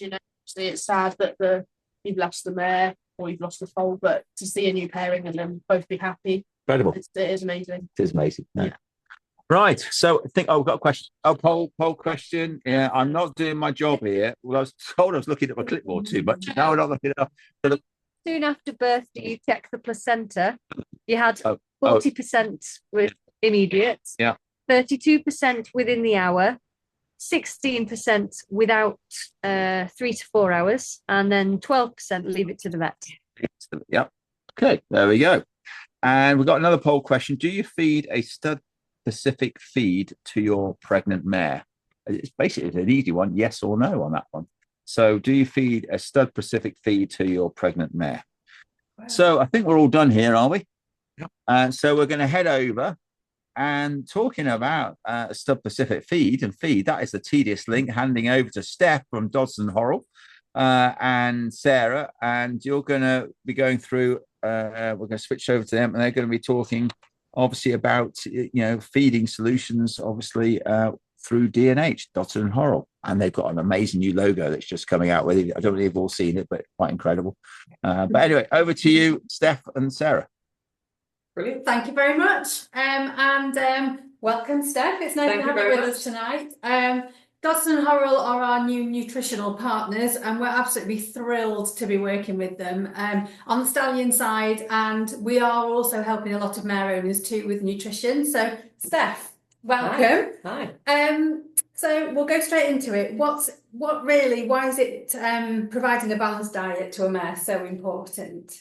Well, the diet really is a key part of obviously fueling the mare, making sure her health is the best it can be, because her job is really to nourish that growing fetus, make sure we end up with that really nice foal at the end of it, really.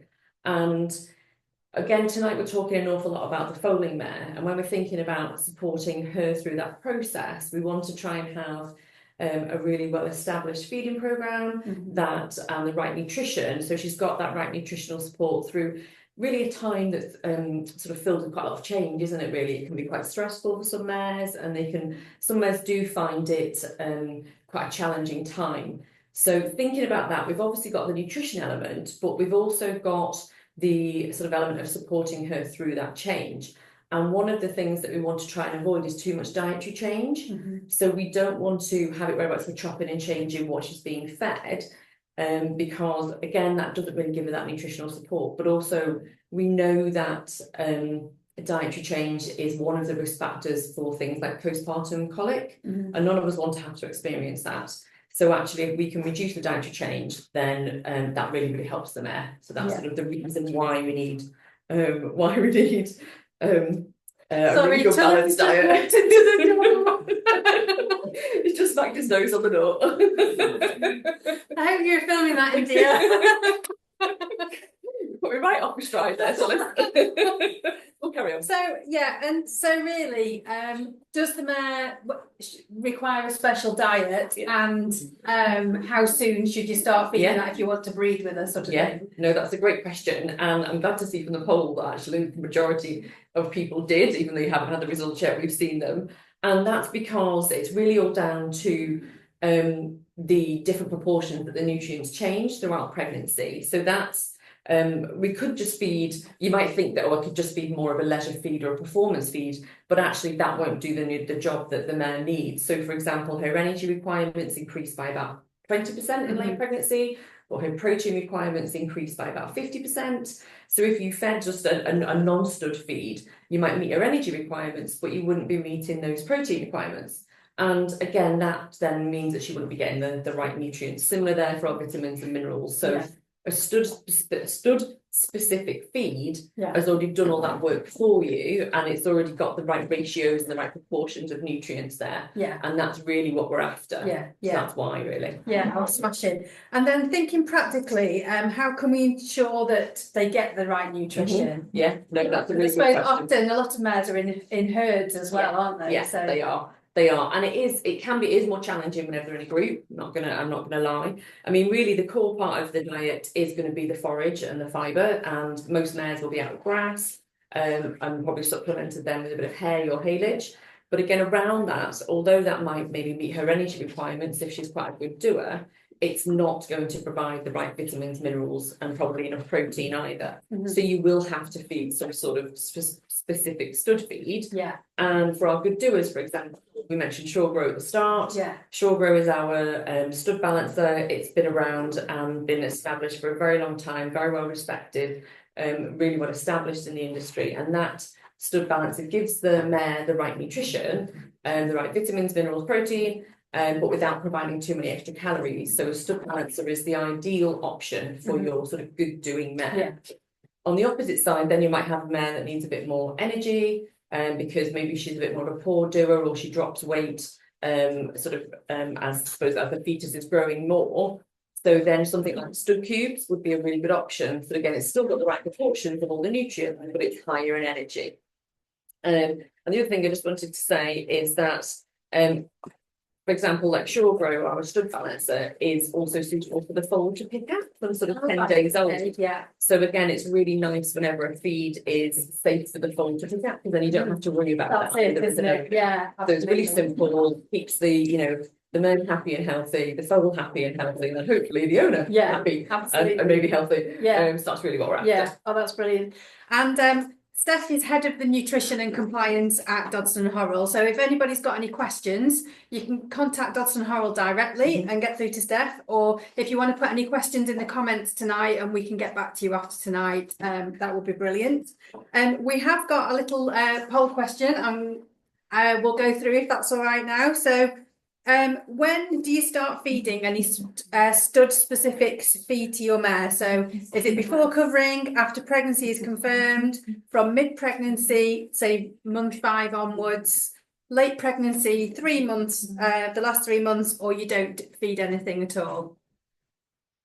And I realise I never actually answered that question, so if you want, I can go back to. Yeah, sure. Yeah, carry on talking if you Yeah, like. right. No, Yeah. That's fine, because actually that was a part of Sarah's question that never actually answered, which is, I mean, really nutritional requirements do start to increase from sort of mid-pregnancy. But if you've got a brood mare who's, sort of bred every year, most people then do keep them on a stud feed most of the time, if not all the time, and they might just tweak which stud feed would be a balancer and then maybe move to a high energy feed. But certainly by mid-pregnancy, your mare should be on a stud feed, if not at the sort of point of conception as well. So it's really about choosing the right stud feed for your mare's condition. And are there any ways, because obviously it's harder to check weight levels with like a weight tape with a brood mare, isn't it? So what can you do in that respect if you haven't got a weigh bridge? So and a weigh bridge you might think might be ideal, but actually often, because obviously the fetus is growing, the foal's growing, that can then you might think that, oh, the scales are going up, that means my mare must be fine, but the mare could actually be dropping weight, but because the foal's growing, it gives you sort of a bit of a skewed view. So actually things like body condition scoring or fat scoring, whichever you want to call it, are the ideal way. And really simply, I would say, check the crest, check her sort of top line really, and make sure she has got some covering. But what I would actually avoid, I would probably avoid the rump, because a lot of brood mares, maybe they're not in work, so they can lose that muscle off the hindquarters.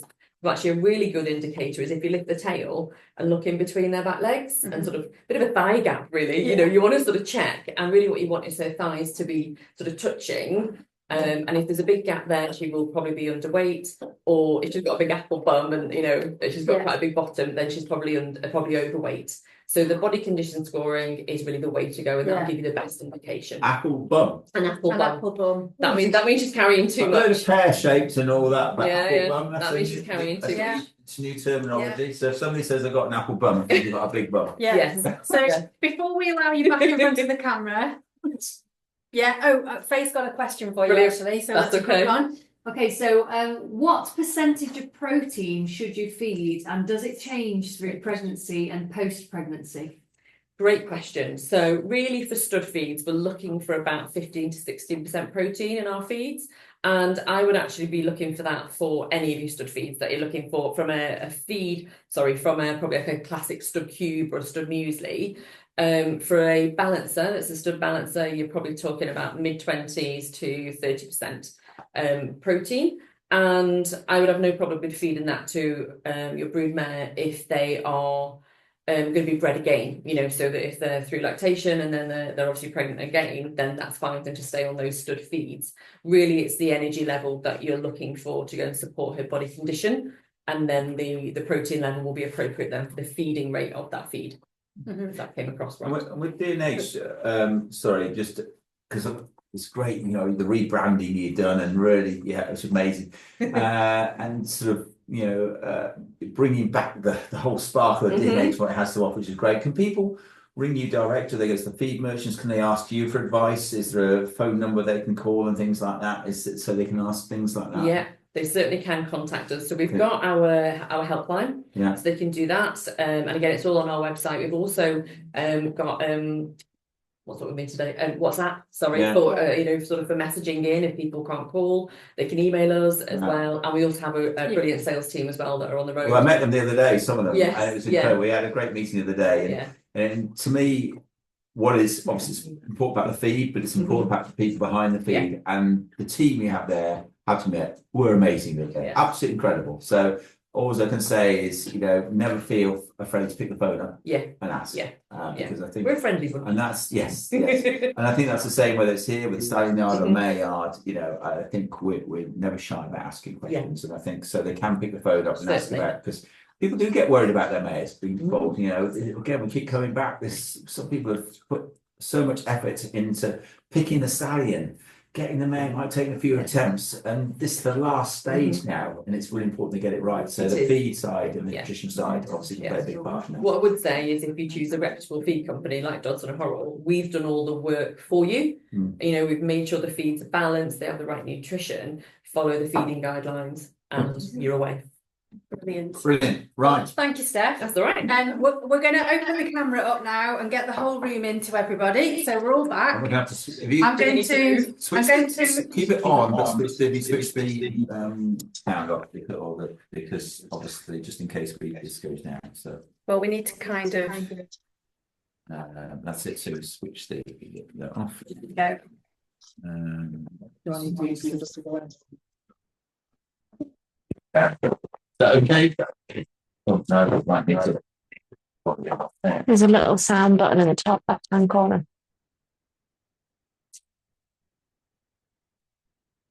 Like that now. Yeah. That should do it.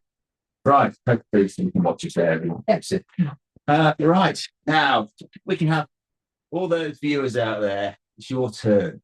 You've got a panelist here of a wealth of knowledge right in front of you.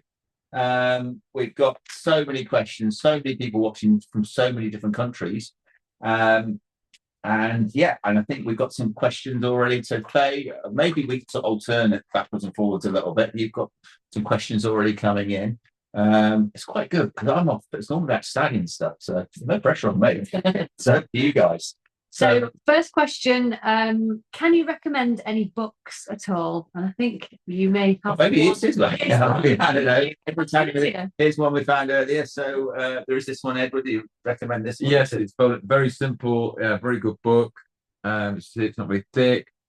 So Foaling Simplified by Sue Caldwell. There we go. So I think it's about £25. So that's answered that one. Excellent. Thank you, Edward. We've got do you weigh the placenta to ensure it's complete and not edematous? Edematous, there we go. Yeah, I think you can weigh the placenta. It's a really good indicator. If it's too heavy, it means there's a problem. So it should be about 10% of the foal's total body weight. So your average, warm blood foal is going to be around 60 kilograms, did you say? Yeah, so it should be. Yeah. That will look like 100. Crikey. It should weigh about 10 kg, something like that. Yeah. So this is a question I get asked quite a lot by mare owners when to cover their mare. What's your opinion on covering on the foal heat? Yeah, we love this question, Andrew. Yeah. Yeah. It's a really interesting question. So there's been loads of research done on this. A special shout out to our friend Pat McHugh in America, who's done some really good research on this. He's got a really interesting paper. So you can definitely breed your mare on foal heat, but there is some kind of couple of key things that your vet will look at that will help them whether they will recommend you. I think it's on a case by case basis. So it's, you know, does the mare have a lot of fluid? Has the uterus, you know, shrunk well post foaling? And you want to see that they still have a follicle, they still have an egg, they're still in season at least 10 days post foaling. I think that's the biggest key thing, because it takes the uterus a bit of time to recover after, you know, all it's been through. So you want to see the chances of pregnancy and fertility are much higher if they get to that 10-day. That's our goal. And then if all those things look well, then Edwards, we'd be happy to go for it. We would. I suppose overall in the season we would only probably, out of 300 plus mares coming through, we would only go on foal heat, probably 2 or 3 mares. Sometimes it's later on in the season when people want to shorten the window, but we tend to find, you know, 2 weeks after foaling, scan, see what the mare's doing, and then you can short cycle her. But it's something we rarely do. If we're doing, we'd only really, I believe, recommend it with fresh semen, possibly chilled, but I don't believe we would do I don't know if we've ever really done frozen semen on foal heat, but it's something we very rarely do is foal heat. We tend to go let the foal heat pass and then short cycle them out. You've got such a small amount of semen with your frozen, and you've got this big uterus and a lot's happened, then it will reduce your chances. I think we don't do as much maybe ever because a lot of the chill semen, trying to time it with the foal heat can be difficult maybe with AI, whereas the thoroughbred people with natural cover might do it a lot more than we do. And one question here, how soon after foaling can your mare be bred again? Yeah, so at the 10 days, 3 weeks, I think would be. Do many people do foaling heat now? I think it varies. I think on the sport side with AI, I think it is low. You know, as I said, we don't do it here very often, and we tend to be hopeful. We like to feel if the foaling's gone well and Rebecca and the team are happy on the vet side, that the mare will be covered within, we AI'd again 3 to 4 weeks post foaling. It was quite an interesting one here. What are the risks of foaling in a field versus a stable? I think, do you remember our great friend who's not Joanna Varden? Oh, yes. Her great thing, Joanna Varden, who ran the National Foaling Bank. A legend. And she very much said her great thing was to be there. Now, you know, we obviously always foal in a stable. We were very much closer to that. I know in the Southern Hemispheres, they have lit paddocks and they foal them all outside. But, you know, if you can foal it outside and you can be there and manage it, and it's obviously clean ground, I can't see, but it's not something we do or have experience with on that side. But if you can be there, I can't see a reason possibly why not. Yeah, I think if anyone gets a chance to see those setups in Australia and, you know, South Africa and these places, how they do it outside the towers and the floodlights, it's something to see. But they're really set up for it outside. And one question coming for you, India: do your foaling kit work outside and inside? Yes, it does. Yeah, like I mentioned before, we do inside and outside. So obviously, if you've it different alarm or is it the same one? So basically, the antenna, if they're outside, that runs on a battery. So obviously, you can't plug it into a wall because it's outside. But obviously, if they're inside, it's a plug-in. Right. That's it. The only how difference. far from the antennae to the? A kilometre. Roughly. Oh, so as long as if you've got a field shelter and you've got an alarm in it, not your field isn't clogged along, you're okay. Yeah, you're all good. This could use the indoor one. Yes. Yeah. Gotcha. Right. Have you got another one? There's plenty. How long have we got? Well, that's great. So many questions coming in. We have got to go back to Sarah in a minute because we've got to talk about the director and breed stuff, but maybe do one more question and then we'll go back to that and then back for another question. Okay, so going back to the umbilical cord, do you have to spray it with a disinfectant type of spray like you do with lambing? Yeah, I love any questions about umbilicus. It's my favorite topic at Feminist Subcrack. I like to check them all the time. So it is so key that you are disinfecting them, when the foal is born. So I think in the video you saw that I don't like the spray, and because I feel like if I'm doing it myself, maybe I know, but foals don't like to be sprayed. And then I feel sometimes I see people doing it and then they spray here, spray there, and the foal's moving it as is it actually getting on the area. That's why we like the pots, because we know that it's definitely going in the pot and really sloshing it around. They are very clean pots, obviously, and really important that you're using the correct type of umbilical dip. If you're using something like a really strong iodine, that can really cause the problems to go the other way. You burn it, making kind of irritation that can cause even more infection. So getting the right dip, if anyone needs any help or advice on that, just give us an email, no problem. Anybody wants anything on umbilicus, you're the lady. Yeah. Very important. Yeah. Sarah, yeah, Directory and Breeders Club. Yes, so hopefully everybody watching already knows about our directory. It's something that we take a lot of pride in putting together each year.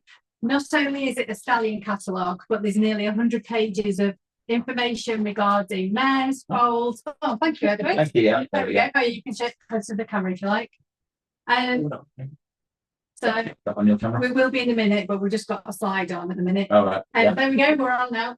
So you can get the directory, we post them out globally, and you can also download them from our website. And then you can do them, download from our website.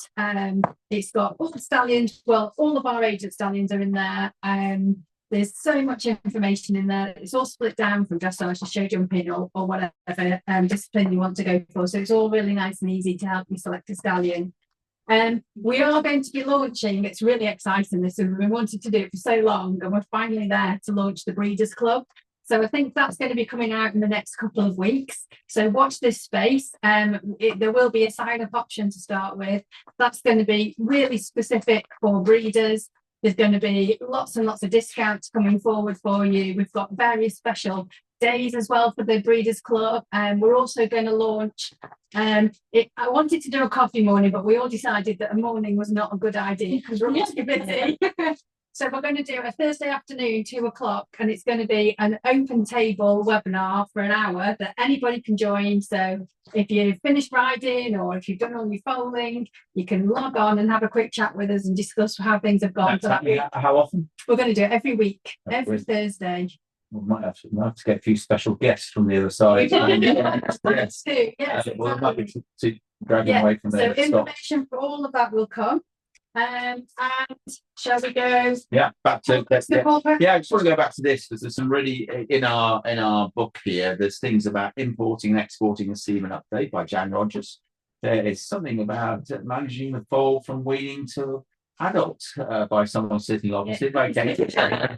So this is like an encyclopedia. It's not just a stud directory having over 100 stallions in it. There's information 160. That how many? 160. 160. Wow. So there is so much information. This is your yearly annual guide to breeding through and through. So right, another question for poll questions or poll answers. Poll answers. Hang on, let me pull those up again.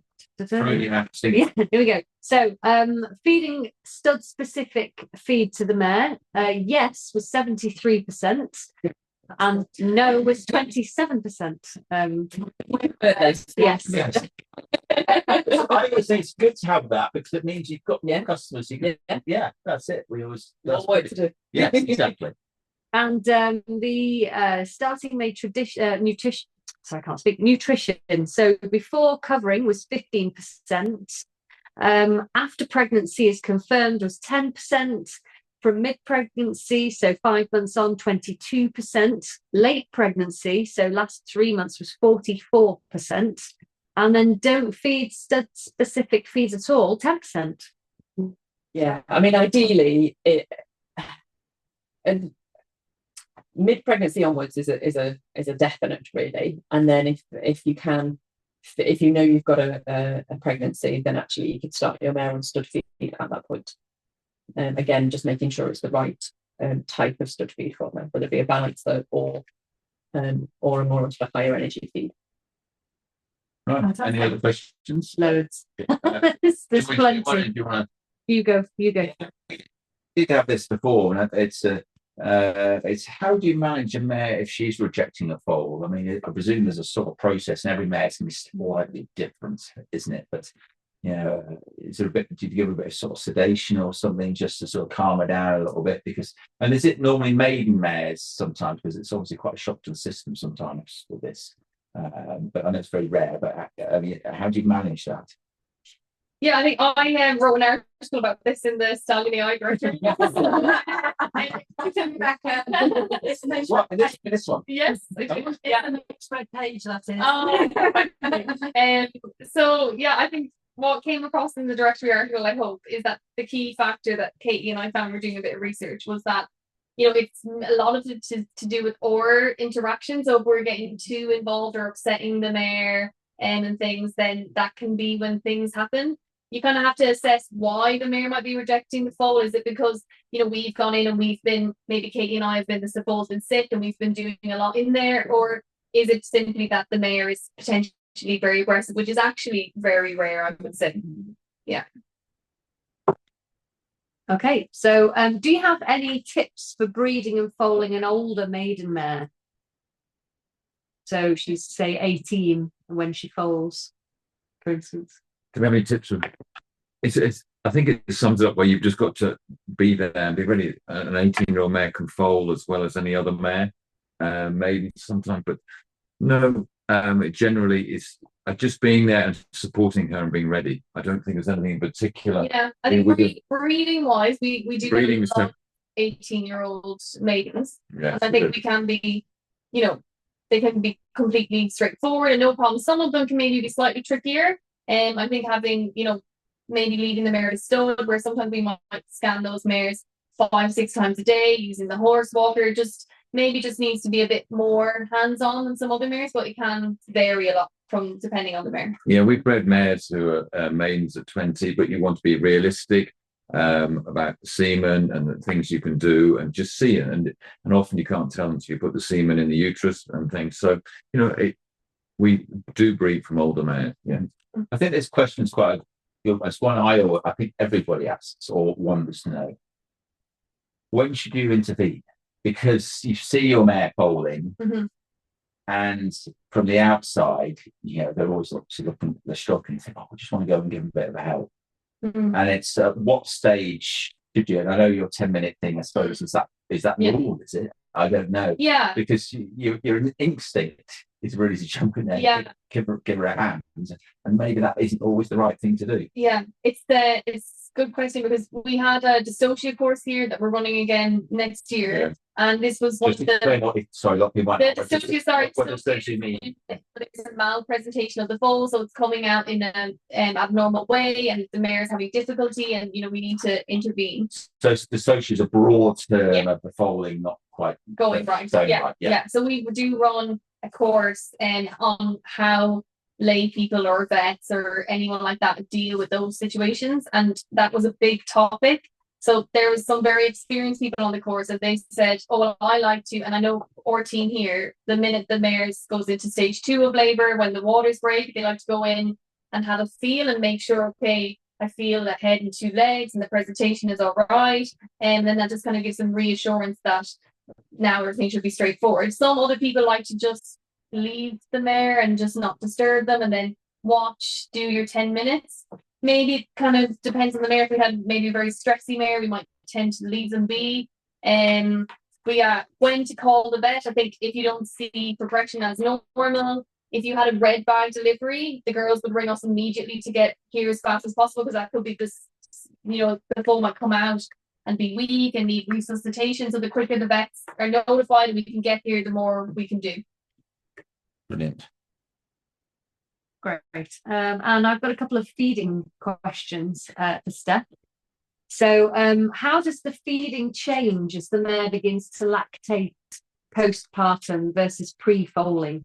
Yeah, really good question. So lactation is even higher in energy. So that's really sort of the main thing that she's needing there, because, and particularly sort of the first 3 months of lactation will be the highest energy part of her diet that she needs and that she needs supplying. So that's where you need to, as we said, sort of assess your mare, assess her condition, see how she's doing, and feed the right stud feed. So you might find that if she was fine on a stud balancer initially in pregnancy, and maybe she's one of those mares that sort of gives everything to the foal and she's a really good lactator, you may find then that you need to swap her onto a higher energy stud feed, so like a stud cube or a stud muesli.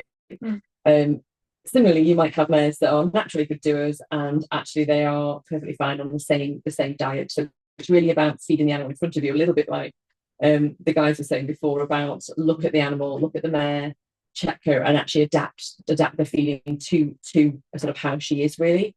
But again, there's various different products out there, so it's the case we're not too sure.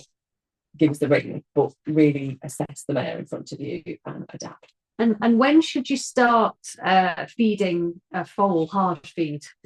Oh, now there we go again. Some of the foals, and we actually had a course here not long ago, and we sort of discussed this. But some of the foals will start to pick up hard feed from, maybe sort of 10 days old, 2 weeks old, and they sort of they will often dictate that to you as the milk starts to sort of tail off from sort of mid lactation, sort of 3 or 4 months really. And that's really when we're starting to look at just the, sort of introducing more hard feed for the foal. And the exception to letting the foal sort of dictate will be whether the foal is maybe growing too quickly or whether the foal's growing too slowly. So if the foal's growing too quickly, you may have to maybe wean them early, because you actually need to then go and be able to control how much sort of energy and nutrition that the foal's getting. Similarly, if the foal isn't maybe growing quickly enough or developing correctly, then actually you might need to add in something like creek feed, which will then sort of supplement the milk as well. So again, there's lots of different variations there with the foal, but initially the foal will dictate how you respond and what else they need nutritionally, really. Does that answer the question? Yes. Thanks. We have a couple of questions before we do this. I think slide 10, I think, Megan, it's just Morgan even. Just about the stallion shows coming up, and I think they're hopefully going to be able to do a tour around. Definitely. See the whole 26th of April. You've got an opportunity to come and have a look round. Not only have we got the most amazing lineup of stallions that you'll ever see in the UK. Stallions from all over Europe, France, Germany, Netherlands, and obviously UK as well. So you can get up close and personal to these stallions, meet some of the owners, meet some of the riders, meet some of the jockeys, and you can come and have a look around this amazing facilities where the mares are as well. So remember, book your early bird tickets. £7.50. That stops most probably a few days, 3 or 4 days before, week beforehand. So get those early bird tickets in first. Otherwise, it's £10 on the day. But if you want to really splash out, wine and dine, it's £45 for the hospitality. Eat and drink as much as you want, and there's a chocolate fountain there. What? Yeah, you So, get in for the chocolate. Yeah, it's Mother's Day on Sunday. You might have to go buy Mother's Day presents to come out here. So, maybe another thought. But yeah, there's even a chocolate fountain, which I'll be, if you need to find me, I'll be positioning myself next to the chocolate fountain. We've also got some special guests coming as well. Yeah, we've got a 4 times Olympian dressage rider coming. Right. Yeah. Yeah. Right. So Richard Davison, he's going to come and he's going to do some commentating for us on the dressage stallions. And we've got a few surprises. We've got some surprises. Very big surprises. So watch this space. We will be rolling it out very slowly. And making Tully spend his money. Yes. So we've got some even more special guests. So yeah, don't forget, get your tickets 26th of April and bring some sunshine with you. Right, back to another question, Faye. I think we're at 2 more questions and then we better wrap it up. Right. So, what are the sources of protein that you would use in the horse feed? Because people do find it quite challenging topic. So soybean meal would be an obvious really good source of quality protein that we're looking for. And again, we're looking for protein sources that have the essential amino acids in that they really need to go and build those tissues. Also things like, oh my god, my brain's gone blank. Sorry, soy protein, sunflower meal as well is another really good source of protein, distillers grains as well. Alfalfa you can have in there as well. So what we tend to do is use a variety of those protein sources in our feed. So you'll usually see in the composition that there's at least 2 or 3 different protein sources. Yeah, they're the main ones that we're looking for. Brilliant. We're on to worming now. So this is from Gwenann Thomas. Hi Gwenann. Yeah. Do you worm mares before foaling? When do you first worm foals and what do you worm them with? So we do worm them prior to foaling, which is a bit of a big topic for us at the moment. We're thinking about changing. So stay tuned on that one. But we try to do it 2 weeks before they foal, which can be a difficult thing to predict. And sometimes maybe we give it a little too late and has it had full effect before the foals come out. The reason we're doing it is because there is a thread worm that can pass from the mare's milk to the foal. So that's why we do worm them at that stage. What is it an ivermectin that we were giving them? That's it. Yeah, ivermectin. And then the foal worming is a huge topic now. I could talk all night about it, but I won't. If anyone wants any advice and get a whole protocol from us, please get in touch. We're more than happy to help. We do the first worming at 8 weeks. Some people might do earlier if your foal's showing any clinical signs. And the first wormer we're doing is the pyrantel wormer, so that would be our go-to. But we do have a protocol that we can share with people if they're interested. Right. Yeah. So I mean, like you say, you may be altering your protocols. Yeah. And I always think that's really good because so many people are fixated in one thing but we have to. We're always learning. We're always, we go to so many different conferences. You look for advice, and years ago it might have been something totally different. So that's music to me is when you sort of say, well, because I think so many people say this is the only way to do it, but you have to look at the evidence, the scientific evidence out there, and we have to adapt it. We're always changing protocols. Yeah, all definitely. the time. And the advice on worming is changing constantly. So we just trying to keep up to date with it is very difficult for owners and for the vets, so do get in touch if you're feeling a bit lost about it all. So as Winston Churchill said, he who doesn't change their mind changes nothing. So there you go. Quote of the day. So no, it is good. Right, did you want to squeeze one more in? Well, Shirley presents. Sure. Well, we can't stop not let Shirley have it. Exactly. What are your best breeding moments? I actually like that question. We should have had that and then to ponder on that one. What are my best breeding moments?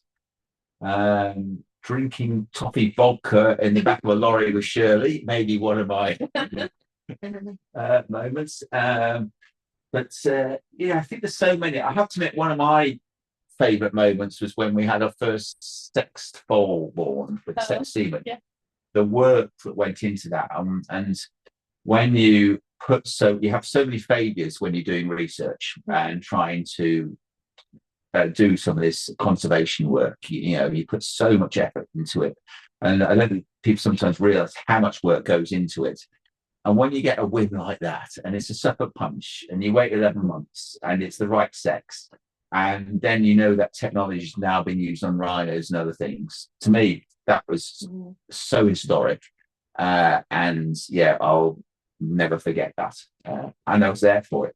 So but I think that, do you remember last summer we had the Shire foal was up from was through ICSI, and the dam we put to sleep, and we did genetic salvage, and we did the ICSI in our lab here, and we got and we managed to create an embryo, and we put in a recipient mare, held onto it, and those are just amazing epic moments when you can do that. And that was helping the Shire breed, and it was a mare who died. So things like that are amazing.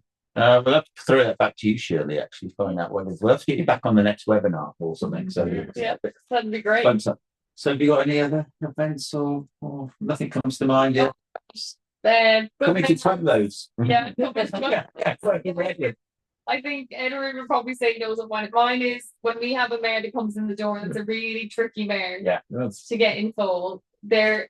Even the other day we scanned one of our first successful embryo transfers of the season, and it was Katie's first one here, and she said, oh, it's so special. And I said, you never don't get the buzz from seeing that little black dot on the screen.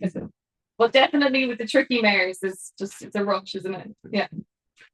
Right, so I think we'll start to wind up a little bit. We're nearly gone on for 2 hours now. I knew it was going to be a long one tonight. But there's quite a bit. We're just going to go through a few bits and things before you go away. India, equipment. We are doing so much more equipment out there. Do you want to just go through what equipment you're selling on your shop and website?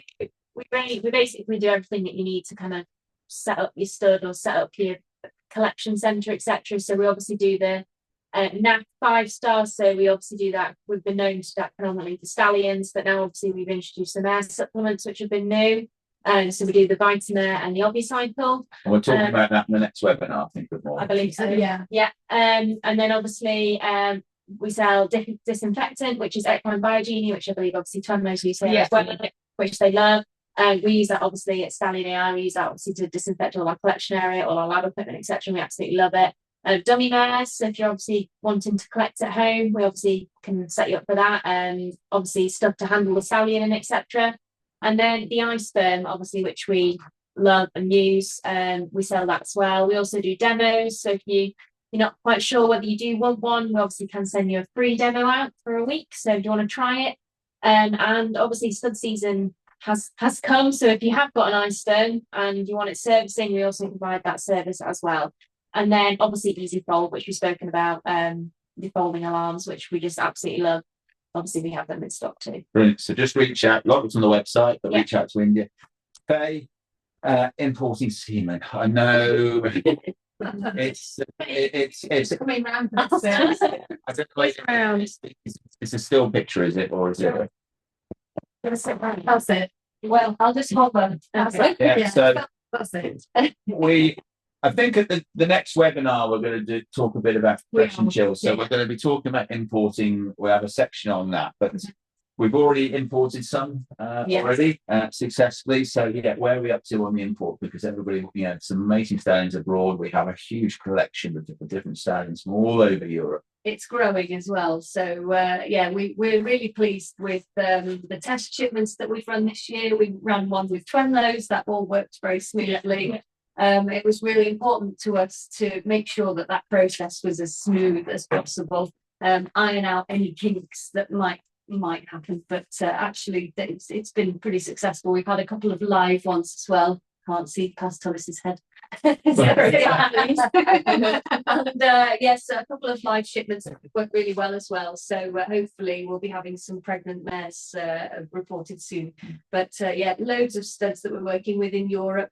They seem to be coming on board all the time. It's really driven by you as mare owners. If you've got any stallions that you're interested in getting semen for, just let us know and take a look on our website. We've got hundreds. Loads. Do you know how many stallions we've got on our website? Go on. 1,150. 1,000. So over 1,000 stallions there. So and when you're importing, like we're importing children, and just to be able to pick up the phone and ring Faye and Sarah and say, we want this tomorrow, it's your problem. It's fantastic. It is fantastic, and it's really good because from our point of view, we haven't got, it's great to be able to just, I'm afraid, offload you organising the delivery. And I think we will talk a bit about it on the next webinar in a few weeks' time, all about it, because the work, I can't tell you the work that goes on behind the scenes from everybody trying to make it doesn't always go right, we know that, but to try and make it go right. And so if there's not a stallion on the website that you want, still pick the phone up. We hopefully can still get it in. So if there's any stallion you want, pick the phone up and we'll try and do our best to get it. Yeah. Okay. Absolutely. Well, thank you, Faye, for that. We'll hear more in a couple of weeks' time. Yeah. You might have to sort of direct the camera a little bit. So the next one is really to thank our sponsors. We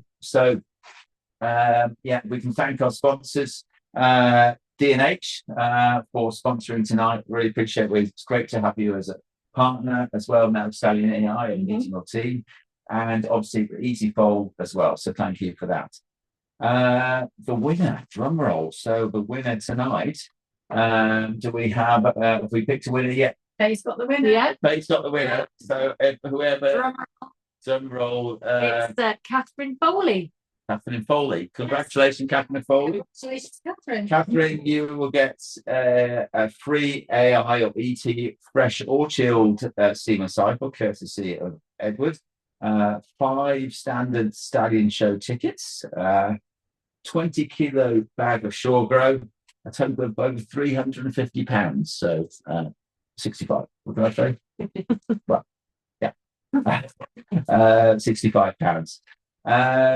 Next, things up. Next slide is the Stallion Show. Obviously, don't forget the Stallion Show on the 26th of April. Book your early tickets at £6, £7.50, giving you a discount there. And a hospitality of £45, as much prosecco as you can drink on that. So, what could possibly go wrong? And as much chocolate in the chocolate fountain. We've got some extra dips this year as well. So, look forward to that. That's so exciting. Yeah. I'm on a keto diet at the moment as well. So I'm going to have to stop at that date. Next slide, obviously the charity tonight. I think obviously I bang on about it. Nature's Safe a lot. We all think it's very special. We're on Sky News the other day. Sky Kids did an amazing job all about it. And yeah, we've done some. I got told off last time to talk about coral too much. But I might be even going to collect off some snakes soon. Collect some fruit and some snakes. So that's quite exciting. So anyway. Please donate. Every single penny goes to saving species going extinct. If you can just donate a £5, that'll amazing. And the QR code is on there. The usual lunchtime live with Sarah at 12 o'clock tomorrow. Usually 12 o'clock tomorrow. Yeah, that's every single Friday. But most importantly, need to thank the team. And we've got Faye here, who's always been behind the scenes. Obviously, brother Edward. We've got Katie, Rebecca. You've got your name there. And Steph, and we've got Dave. Oh, Dave Footer, wasn't it? Yeah. And must we get Sarah? Sarah puts all these storyboards together. Most probably haven't seen this. There's so much work that goes into putting these storyboards together. It is phenomenal. So thank you, Sarah, because I have to admit, I've turned up on the night, jumping up and down. And I literally just rock up, and Sarah has everything laid out. So I know it's a team effort, but I know you put an awful lot into this. So thank you for that, Sarah. Obviously, India as well behind the scenes, and we've got I got Megan, Morgan behind there, and I've got the audience around there. So thank you for that. So no, these can't be done with that. So. Don't forget the next, and obviously Berta as well. Thank you, Berta, for coming in. You've most probably gone off foaling mares now anyway, but thank you for your helping us with the easy foal. The next thing for the diary, our next webinar is scanning and maybe AI the mare, the artificials for fresh frozen or fresh chilled and frozen semen. And that's on the 15th of April. So that's a week or so before our open day. Don't forget to join. I think we're going to talk about imports and exports a little bit then. I think we can add that in there as well, because people are really interested in that. So everybody watching tonight, you'll get an email link to register. Please pass it out there. Please let us know if you want to listen to something else. We're always open for ideas. And thank you to our viewers. We wouldn't do this without you. Over 500, I think it's nearly a record tonight, the amount of people have logged on. It's been incredible.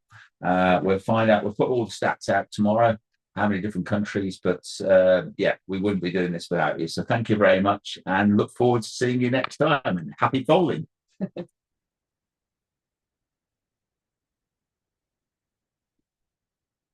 Okay.